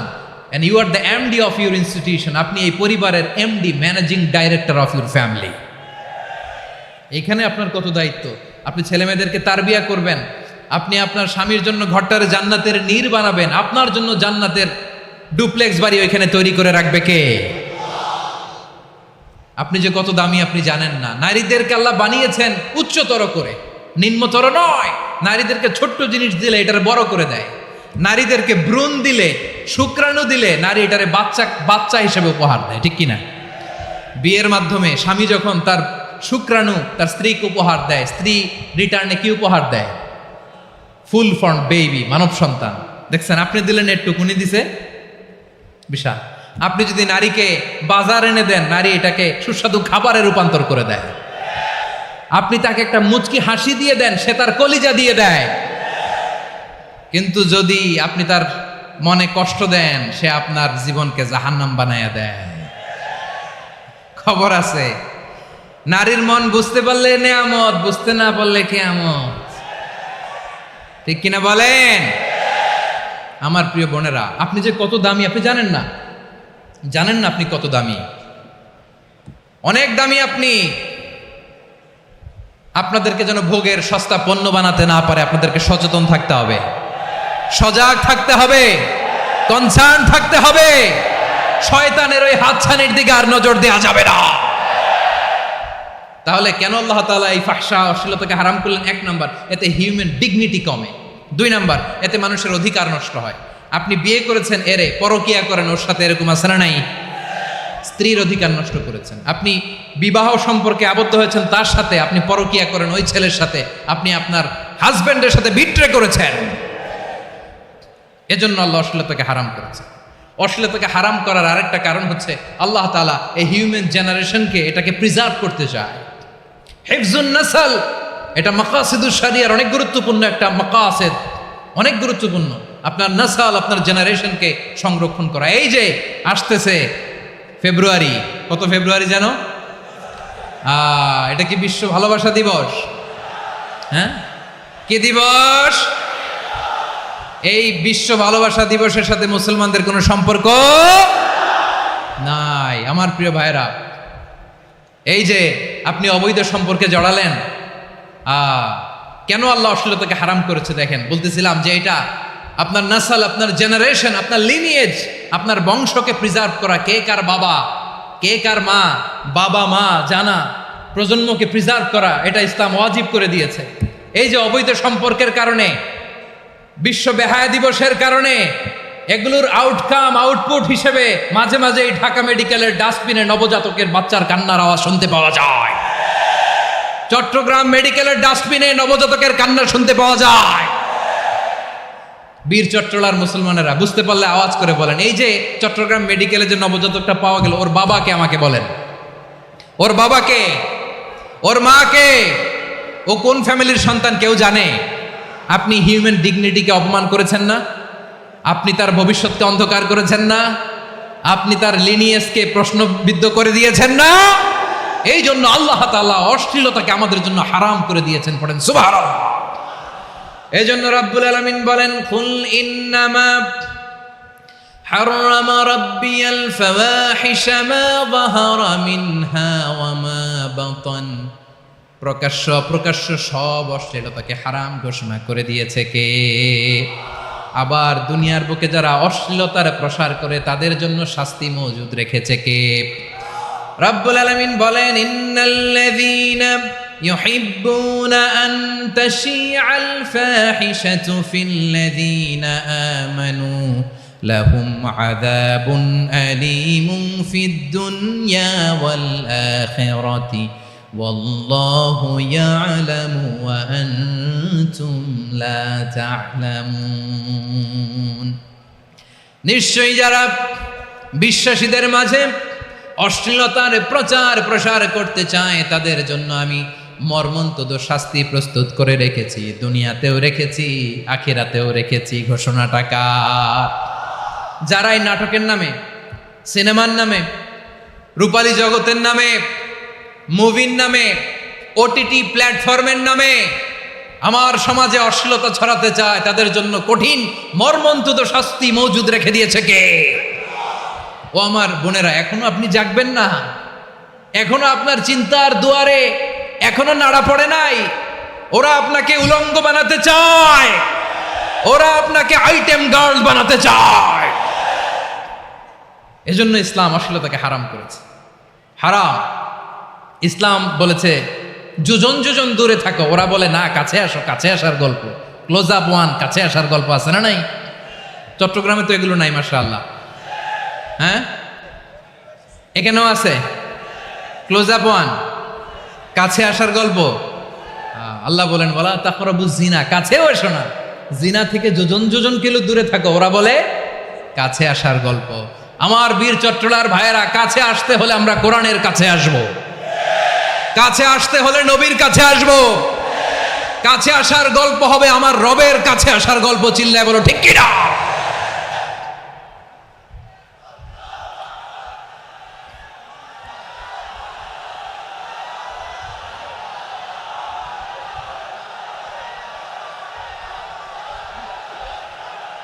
বসুন বসুন আমার ভাইয়েরা। তাহলে অশ্লীলতার সাথে আমাদের কোনো সম্পর্ক? সবাই বলতে পারেননি, আওয়াজ করে বলুন, অশ্লীলতার সাথে আমাদের কোনো সম্পর্ক? আমরা এই সমস্ত ক্লোজ আপ ওয়ান, কাছে আসার গল্পের প্রোগ্রামে যাব? আমরা কোন ধরনের অশ্লীল কন্টেন্ট সোশ্যাল মিডিয়ায়, টিভিতে দেখব? কি যুগ যে আমরা কাটাচ্ছি আপনি কল্পনা করতে পারবেন না। পর্ন ইন্ডাস্ট্রি, নারী পুরুষের বস্ত্রহীন যুগল দৃশ্য, এইটাকে দিয়ে ওরা কোটি ডলারের ইন্ডাস্ট্রি বানিয়েছে। পুরো মানব ইতিহাসে এরকম জঘন্য সময় মানব ইতিহাস পার করে নাই। পর্ন এটা ইন্ডাস্ট্রি হয়ে গেছে। আমাদের এই যুবকগুলো, জেনজিগুলো, ওদের চরিত্র বাঁচাবে কি করে? কেমন করে হেফাজত করবে ওদের এই মূল্যবান চরিত্র? সুস্থ পুরুষ তার বায়োলজিক্যাল গ্রোথকে হরমোন দিয়ে স্টপ করে দিয়ে সে সার্জারি করে নারী হতে চায়। সুস্থ নারী পুরুষ হতে চায়। পুরুষ পুরুষের প্রতি সেক্সুয়ালি আকর্ষণ বোধ করে। এটা লূত আলাইহিস সালামের কওমের মধ্যে ছিল। এটাকেও আল্লাহ কোরআনে ফাহিশা বলেছেন। ওয়ালুতান ইয قال لقومه أتأتون الفاحشة ما سبقكم بها من أحد من العالمين। লূত আলাইহিস সালাম বললেন, তোমরা কি এমন এক অশ্লীল কার্যক্রমে ডুব দিলে নাকি যেটা গোটা বিশ্বের কেউ কখনো করে নাই, তোমরাই প্রথম করেছো। পড়েন নাউযুবিল্লাহ। এই পশ্চিমের এই রোগ আমার দেশে যেন আসতে না পারে, আমাদের সজাগ থাকতে হবে। প্রিয় ভাইরা চিল্লায় বলেন ঠিক কি না? পশ্চিমের অবস্থা ভয়ঙ্কর। পাশ্চাত্যে আমি যুক্তরাষ্ট্রে ছিলাম অনেকদিন, কয়েক মাস, বিভিন্ন স্টেটে ঘুরেছি। গার্ডিয়ানরা উদ্বিগ্ন, ছেলে মেয়েদেরকে, ছোট্ট ছেলে মেয়ে, ওদেরকে জিজ্ঞেস করে, তুমি how do you feel right now inside yourself? তুমি ভিতরে ভিতরে কেমন ফিল করো? তোমার কি ছেলে ছেলে লাগে না মেয়ে মেয়ে লাগে? আচ্ছা বলেন, এই ছোট্ট বাচ্চাটা ওকে এগুলো জেন্ডার অ্যাসাইনমেন্ট বলতে এগুলো কিছু বুঝে? এইভাবে মিসগাইড করা হচ্ছে। কৌতূহল বশত ছোট্ট ছেলে যদি বলে আমার তো মেয়ে মেয়ে লাগে, তখন বলে যে না তুমি মেয়ে, ছেলে না। মা বাবা বাধা দিলে ওকে আলাদা গভর্নমেন্ট হাউসে নিয়ে যায়। ভয়ঙ্করতম অবস্থা। আমরা একটা সময় শুনতাম যে হুজুর আমার ছেলেটা খুব ভালো, হাফেজে কোরআন, আল্লাহওয়ালা। হুজুর আমার ছেলে দাড়ি রাখছে, আল্লাহওয়ালা। হুজুর আমার ছেলে 5 ওয়াক্ত সালাত জামাতের সাথে পড়ে, তার মানে আল্লাহওয়ালা। পশ্চিমে যে আমি কি শুনছি জানেন? ওরা বলে হুজুর আমার ছেলেটা ইউনিভার্সিটির একটা মেয়ের সাথে প্রেম করে, ও খুব আল্লাহওয়ালা, হুজুর দোয়া করবেন।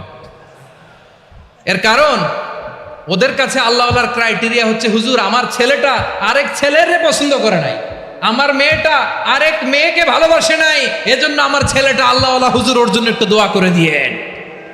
কি চ্যালেঞ্জ ওরা ফেস করতেছে।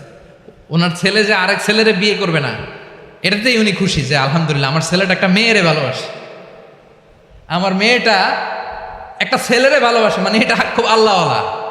নাউজুবিল্লাহ পড়তে পারলেন না? এজন্য অশ্লীলতার সাথে আমাদের কোনো সম্পর্ক। রাব্বুল আলামিন বলেন ওয়ায়ানহা আনিল ফাহশাই ওয়াল মুনকারি ওয়াল বাগি। তিনটা জিনিসকে আমি নিষিদ্ধ করলাম। এক নাম্বার হলো ফাহশা, অশ্লীলতা। 2 নম্বরে হলো মুনকার, সমস্ত মন্দ কাজ। আপনাদের মনোযোগ আছে না? শেষ করে দিব? আর 2-1 মিনিট শুনবেন? আচ্ছা বলি তাহলে, আর 2-1 মিনিট। তাহলে নিষেধাজ্ঞা জারি করেছেন 3টা জিনিসের উপর। 1 নাম্বার কি? ফাহশা, অশ্লীলতা। 2 নাম্বার মুনকার। মুনকার মানে হচ্ছে যত মন্দ কাজ, খারাপ কাজ, বাজে কাজ, এটার বলে মুনকার। এটার কি বলে?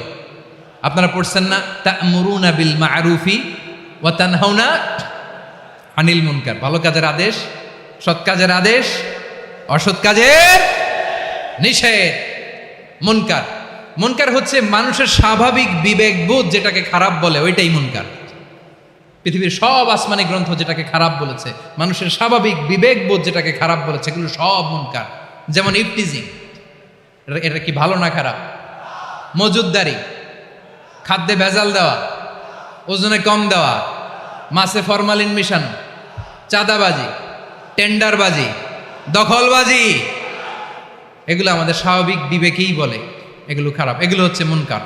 আল্লাহ তাআলা এই মুনকার থেকে আমাদেরকে বেঁচে থাকতে বলেন, আর শয়তান এই মুনকারের প্রতি আমাদেরকে উদ্বুদ্ধ করে। আল্লাহ তাআলা বললেন ইয়া আইয়ুহাল্লাযীনা আমানু লা তাত্তাবিউ খুতুওয়াতিশ শাইতান ومن يتبع خطوات الشيطان فإنه يأمر بالفحشاء والمنكر। আল্লাহ বললেন ও আমার গোলামেরা শোনো শোনো, ও আমার বিশ্বাসী বান্দারা খবরদার, তোমরা কশিনকালেও শয়তানের পদাঙ্ক অনুসরণ করবে না, কারণ শয়তান তোমাদেরকে অশ্লীলতা এবং মন্দ কাজের দিকে উদ্বুদ্ধ করে। আমাদের কাজ হচ্ছে শয়তান আমাদেরকে যেদিকে নিতে চায় আমরা তার উল্টা দিকে যাব, ঠিক কিনা বলে? শয়তান এই মন্দ কাজকে আমাদের কাছে বিউটিফাই করে, চাকচিক্যময় করে আমাদের সামনে উপস্থাপন করে। এজন্য আল্লাহ বলেন মুনকারকে থামাতে হবে, মুনকার প্রতিরোধ করতে হবে। মুনকার প্রতিরোধের দায়িত্ব শুধু আমাদের নাকি? শুধু আপনার খতিব সাহেবের, ইমাম সাহেবের, নাকি মুসলিম উম্মার সবার? আওয়াজ করে বলুন, মুনকার অসৎ কাজ প্রতিরোধের দায়িত্ব কার? রাব্বুল আলামিন বলেন কুনতুম خير أمة أخرجت للناس تأمرون بالمعروف وتنهون عن المنكر তোমাদেরকে শ্রেষ্ঠ জাতি করে জমিনের মধ্যে আবির্ভূত করা হয়েছে যাতে করে তোমরা জমিনের ভেতরে সৎ কাজের আদেশ করতে পারো আর অসৎ কাজের নিষেধ করতে পারো। উম্মাহ কুনতুম খায়রা, তাহলে গোটা উম্মার দায়িত্ব, এটা বুঝতে পারছেন তো?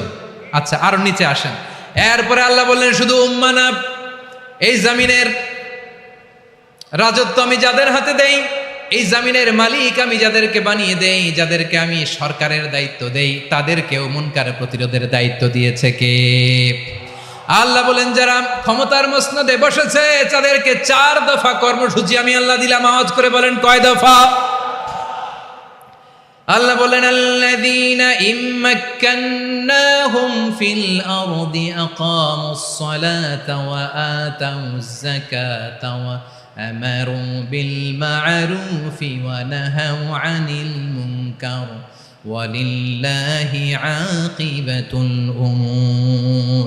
যারা এই জমিনের উত্তরাধিকার হয়েছে তারা 4 দফা কর্মসূচি নিয়ে সামনে আগাবা। সালাত কায়েম করবা, যাকাত আদায় করবা, সৎ কাজের আদেশ দিবা, অসৎ কাজ থেকে মুনকার প্রতিরোধ করবা। আদেশটা কার? আমার প্রিয় চট্টলার ভাইয়েরা, পুরো উম্মার দায়িত্ব মুনকার প্রতিরোধ করা, সরকার প্রধানের দায়িত্ব মুনকার প্রতিরোধ করা। এরপর আল্লাহ বলেন প্রতিটা ফ্যামিলির যিনি প্রধান সিইও বাবা, প্রত্যেক বাবারও দায়িত্ব এই মুনকার প্রতিরোধ করা। আওয়াজ করে বলেন ঠিক কিনা? যেমনটি সাইয়েদনা লোকমান আলাইহিস সালাম ওনার কলিজার টুকরা সন্তানকে আদেশ করেছেন, ইয়া বুনাইয়া আকিমিস সালাতা ওয়া'মুর বিল মা'রুফি ওয়ানহা আনিল মুনকার। পড়েন সুবহানাল্লাহ। বাবা ছেলেকে সবক দিচ্ছে। কে সবক দিচ্ছে? কাকে? লোকমান আলাইহিস সালাম ছেলেকে বলতেছে, ওরে আমার কলিজার টুকরা সন্তান, ওরে আমার বাছা, নামাজ কায়েম করবা, সৎ কাজের আদেশ দিবা, আর মুনকার প্রতিরোধ করবা, অসৎ কাজ, সমাজ থেকে খারাপ কাজকে ঝেঁটে বিদায় করে দিবা। তাহলে দেখেন আমি স্টেপ বাই স্টেপ নামলাম। পুরা উম্মার দায়িত্ব, জমিনের উত্তরাধিকারী আল্লাহ যাদেরকে বানিয়েছেন সরকার, তাদের দায়িত্ব, প্রতিটি ফ্যামিলির প্রধানের দায়িত্ব। এরপরে বিশ্বনবী বলেন সচেতন প্রতিটি মুসলিমের দায়িত্ব সমাজ থেকে মুনকারকে উৎখাত করা। বিশ্বনবী বলেছেন মান রাআ মিনকুম মুনকারান ফালিয়ুগাইয়িরহু বিয়াদিহি ফাইন লাম ইয়াস্তাতি ফাবিলিসানিহি ওয়া ইন লাম ইয়াস্তাতি ফাবিকলবিহি ওয়া যালিকা আযআফুল ঈমান। সমাজে যে মুনকার দেখবে, খারাপ কাজ দেখবে, সে যেন হাত দিয়ে সেটাকে থামায়। কি দিয়ে? আপনাদের তো হাত নাই না? হাত আছে, হাত আছে। ওরা যেই হাত দিয়ে অন্যায় করে ওইটা প্রতিরোধের জন্য আমাদেরও হাত আছে না নাই? থামাতে হবে, থামাতে হবে।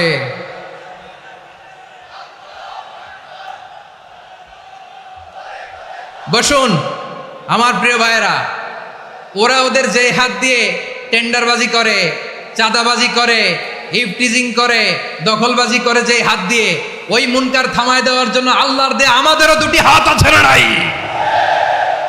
আমাদেরও হাত আছে। থামাইতে হবে, থামাইতে হবে, হিম্মত করতে হবে। আমার প্রিয় ভাইরা, না থামালে আমরাই ডুববো শেষমেশ। আমাদের বাঁচার জন্য হলেও থামাইতে হবে।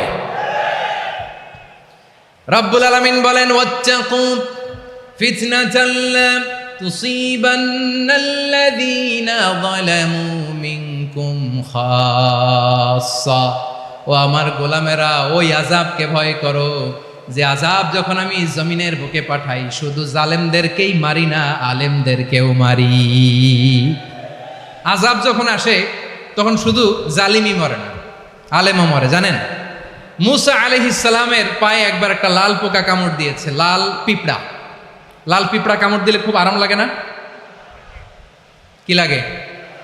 হ্যাঁ, জলে না? লাল একটা পিঁপড়া কামড় দিছে, তো উনি রেগে মেগে পাশি দেখে লাল পিঁপড়ার বাসা, পা দিয়ে ডলে মুছে সবগুলো পিঁপড়া মেরে ফেলছে। এই ঘটনাটা আল্লাহ ঘটিয়েছেন। এজন্য মুসা আলাইহিস সালাম ছিলেন কালিমুল্লাহ, সরাসরি আল্লাহর সাথে কথা বলতেন। তিনি আল্লাহকে জিজ্ঞেস করেছিলেন, আল্লাহ তুমি যখন কোনো জনপদে আযাব পাঠাও শাস্তি দাও। ওখানকার শুধু জালেমরাই তো মরে না, ভালো মানুষগুলাও মরে। তো আযাব দিবা, মুশরিকদের উপর দিবা, অবাধ্যদের উপর দিবা, ভালো মানুষগুলারে মারো কেন?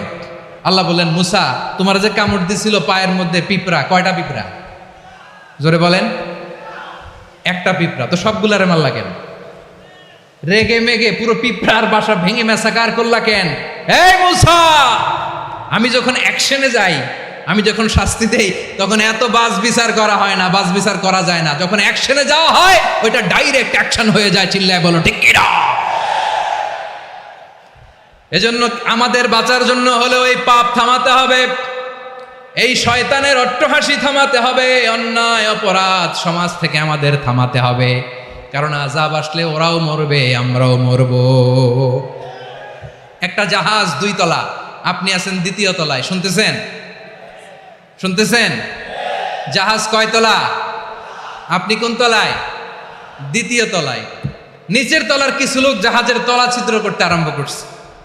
কি ছিদ্র করতেছে? আচ্ছা, জাহাজের তলা ছিদ্র করলে তলা দিয়ে কি ঢুকে?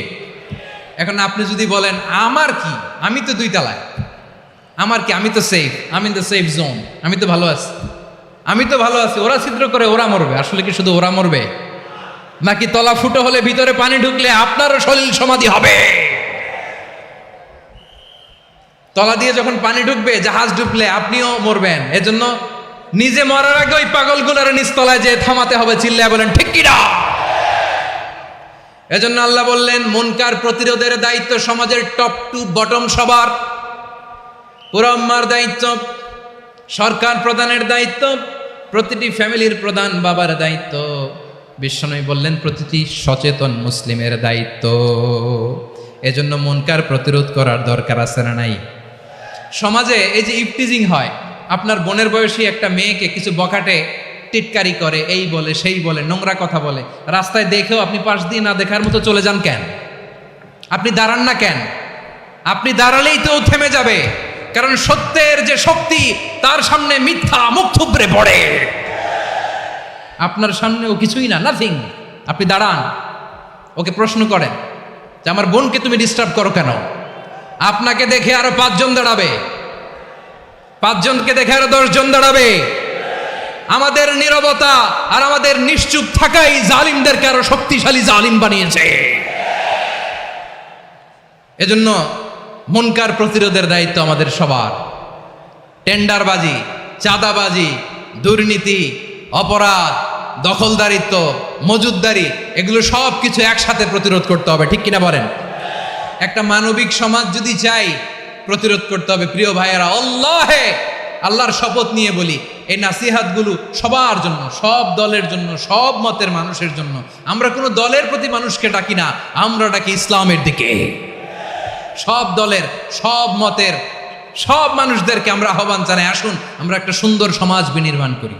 এই যে নতুন বাংলাদেশের এক সুযোগ এসেছে, আর জীবনে হয়তো আসবে না, সামনের 100 বছরে এই সময় আসবে না। আসুন দেশটাকে আমরা সাজাই, আসুন আমরা দুর্নীতি বন্ধ করি, আসুন আমরা চাঁদাবাজি বন্ধ করি, আসুন আমরা দখলদারিত্ব বন্ধ করি, আসুন আমরা এক দল আরেক দলকে নিশ্চিহ্ন করার যে রাজনীতি, এটা বন্ধ করি। সব দলের প্রতি আমার আহ্বান। আমি কিছুদিন আগে একটা নিউজ দেখলাম, ওই যে লন্ডনে বসে জনাব তারেক রহমান সাহেবকে আমি ধন্যবাদ দিতে চাই। উনি সংবাদ শোনা মাত্রই ওনার দলের অনেক চাঁদাবাজকে উনি বহিষ্কার করেছে। I do appreciate. প্রতিটি দলের এরকম ইনিশিয়েটিভ নেওয়ার দরকার আছে না নাই? যে কোনো দলে এই প্র্যাকটিসটা থাকার দরকার আছে না নাই? চাঁদাবাজদের সাথে আপনারা নিজেদেরকে মুক্ত ঘোষণা করবেন যে এরা আমার দলের কর্মী হতে পারে না। আমরা চাঁদাবাজ মুক্ত বাংলাদেশ চাই, জুলুম মুক্ত বাংলাদেশ চাই, ফ্যাসিজম মুক্ত বাংলাদেশ চাই, গুণ খুন খারাপি মুক্ত বাংলাদেশ চাই। আমরা নতুন ভোরের বাংলাদেশ চাই। ওই বাংলাদেশ পাওয়ার জন্য মুনকার প্রতিরোধে, অন্যায় প্রতিরোধে যদি বাঘের বাচ্চার মতো, আবু সাইদের মতো 2 হাত উঁচু করে বুককে টান টান করে প্রসারিত করে দাঁড়াতে হয়, রাজি আছো মুসলমান? কারা কারা রাজি? আল্লাহকে হাত দেখিয়ে প্রতিজ্ঞা করো।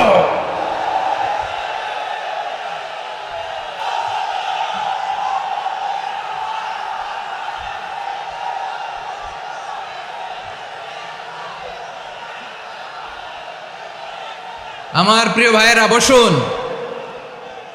বসুন আমার ভাইয়েরা। রাব্বুল আলামিন বলেন ওয়ায়ানহা আনিল ফাহশাই ওয়াল মুনকারি ওয়াল বাগি ইয়াইদুকুম লাআল্লাকুম তাযাক্কারুন। বসুন। আল্লাহ বললেন আমি অশ্লীলতাকে নিষেধ করি, আমি সব ধরনের মন্দ কাজকে নিষিদ্ধ করি, সব শেষে আমি সীমা লঙ্ঘনকে তোমাদের জন্য নিষিদ্ধ করি। আলোচনা মনে আছে তো, না ভুলে গেছেন? নিষিদ্ধ করেছেন কয়টা জিনিস?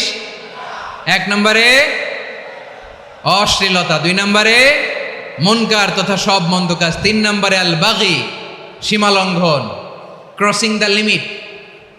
সীমা লঙ্ঘন করা ভালো না। We all should know our limits. চিল্লায় বলেন ঠিক কিনা? একই আয়াতে আল্লাহ বললেন কুল ইন্নামা হাররামা রাব্বিয়াল ফাওয়াহিশা মা যাহারা মিনহা ওয়া মা বাতানা ওয়াল ইসমা ওয়াল বাগিয়া বিগাইরিল হক। অন্যায়ভাবে যে অবাধ্য হয়, যে সীমা লঙ্ঘন করে, তাদেরকেও আমি এটা হারাম করে দিলাম। সীমা লঙ্ঘন করা হারাম, সীমা লঙ্ঘন করা হারাম। আল্লাহ বারবার বারবার আমাদেরকে ওয়ার্নিং দেয়। যখন আমরা থামি না তখন আল্লাহ ধরে, আর যখন ধরে তখন ছাড়ে না। ধরে ধরে ধরে না, ধরলে আল্লাহ। ফেরাউনকে কিন্তু হুট করে ধরে নাই, আপনারা জানেন 9 বার ওয়ার্নিং দিয়েছে। ফেরাউনকে আল্লাহ তাআলা ওয়ার্নিং দিয়েছিল কয়বার? বীর চট্টলার বীর সেনানীরা আওয়াজ করে বলেন ফেরাউনকে ধরার আগে ওয়ার্নিং দেওয়া হয়েছিল কয়টা? রাব্বুল আলামিন বলেন ওয়ালাকাদ আতাইনা মূসা 9 আয়াতিন বাইয়িনাত। 9টা মুআজিজা দেখিয়েছি। 1 2 3 বারবার এইভাবে রিমাইন্ডার, ওইভাবে রিমাইন্ডার, এইভাবে নসিহাত, ওইভাবে দাওয়া। ফাকুলা লাহু কাওলান লাইয়িনা, নরম করে বলো, সফট করে বলো, যত ওয়ে হতে পারে দাওয়া মেথডোলজির মূসা আলাইহিস সালামের সব অ্যাপ্লাই শেষ। 10ম বারে যে আল্লাহ ধরছে, 10ম বারে যে ধরেছে। এজন্য আল্লাহ বলেন আমি সীমা লঙ্ঘনকে পছন্দ করি না। কোরআনের অন্য আয়াতে বাগীকে বলা হয়েছে আল ইতিদা। সীমা লঙ্ঘন যারা করে তাদেরকে আল্লাহ বলেছেন মুতাদিন। ওয়াকাতিলু ফি সাবিলিল্লাহিল্লাযীনা ইউকাতিলুনাকুম ওয়া লা তা'তাদু ইন্নাল্লাহা লা ইউহিব্বুল মু'তাদিন। আমি সীমা লঙ্ঘনকারীদেরকে কঠিনকালেও পছন্দ করি না। আমরা যেন সীমা লঙ্ঘন না করি। রাজি আছেন তো? যে কোনো ক্ষেত্রে ইবাদতে যেন সীমা লঙ্ঘন না করি। অনেকে আমরা ইবাদতে সীমা লঙ্ঘন করে ফেলি। বিশ্বনবী সাল্লাল্লাহু আলাইহি ওয়াসাল্লাম যেটা শিখিয়েছেন এর বাইরে যে অতিরিক্ত বুজুর্গ হতে চায়, এরকম আছে না নাই? করা যাবে না, কোনো ক্ষেত্রেই সীমা লঙ্ঘন করা যাবে, এমনকি যুদ্ধক্ষেত্রেও না। বিশ্বনবী সাল্লাল্লাহু আলাইহি ওয়াসাল্লাম বলেন খবরদার যুদ্ধক্ষেত্রেও সীমা লঙ্ঘন করো না। কি সুন্দর ইসলাম আমরা পেয়েছি। বিশ্বনবী বলেন খবরদার যুদ্ধের ময়দানে কোনো নারীর গায়ে হাত তোলো না, কোনো শিশুর গায়ে হাত তোলো না, কোনো গবাদি পশু হত্যা করো না, কোনো শস্য ক্ষেত্র ধ্বংস করো না, ইবাদতরত অন্য ধর্মের কোনো সন্ন্যাসীর গায়ে হাত তোলো না। বলেন সুবহানাল্লাহ। তাহলে আমরা সীমা লঙ্ঘন করতে পারবো? প্রিয় ভাইরা, একটা সুখী সমৃদ্ধ শান্তির সমাজ, মানবিক সমাজ যদি আমরা গঠন করতে চাই, আমাদের আল্লাহর দেয়া কয়টা আদেশ মানতে হবে বলেন দেখি? সবাই বলেন কয়টা? আর বেঁচে থাকতে হবে কয়টা জিনিস থেকে? আওয়াজ করে বলেন কয়টা? আচ্ছা, আদেশ নাম্বার 1 কি ছিল বলেন? আল্লাহর আদেশ কি? 1 নাম্বার আদাল, ন্যায়পরায়ণতা। আমরা সুবিচার, সুশাসন, ন্যায় বিচার চাই কি চাই না? 2 নম্বরে কি ছিল? মাশাআল্লাহ, আওয়াজ করে বলেন 2 নম্বরে কি ছিল? ইহসান। আমরা যেন সবার প্রতি দয়া পরবশ হই, ইহসান করি। 3 নম্বরে কি ছিল? নিকট আত্মীয়দের দান করা, তাদের অধিকার প্রাপ্য বুঝিয়ে দেওয়া। পাশাপাশি 3টা জিনিস থেকে আল্লাহ বারণ করেছেন, নিষেধ করেছেন। তার প্রথমটা ফাহশা, অশ্লীলতা। অশ্লীলতার সাথে আমাদের কোনো সম্পর্ক। আজকের এই ঐতিহাসিক চট্টগ্রামের প্যারেড ময়দান থেকে আমরা যত ধরনের মা বাহারা মিনহা মা বাতান, প্রকাশ্য অপ্রকাশ্য, দৃশ্যমান অদৃশ্যমান, সব অশ্লীলতা থেকে নিজেদেরকে মুক্ত ঘোষণা করলাম। অশ্লীলতাকে আমরা না বলে দিলাম। আওয়াজ করে সবাই বলুন নো। অশ্লীলতার সাথে আমাদের কোনো সম্পর্ক। 2 নম্বর নিষেধাজ্ঞা কি ছিল? আল মুনকার, সমাজের যত মন্দ কাজ এগুলোকে আমরা প্রতিরোধ করব। রাজি আছেন তো সবাই? 3 নম্বরে আল বাগি, সীমালঙ্ঘন। কোন মুসলিম সীমালঙ্ঘন করে না, এমনকি যুদ্ধক্ষেত্রেও না। আওয়াজ করে বলেন ঠিক কিনা?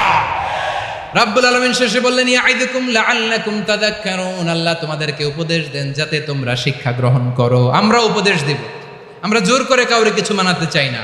লা ইকরাহা ফিদ্দিন ওয়া যাক্কির ফাইন্না যিকরা তানফাউল মুমিনিন, উপদেশ দিলে এটা মুমিনদের কাজে দেয়।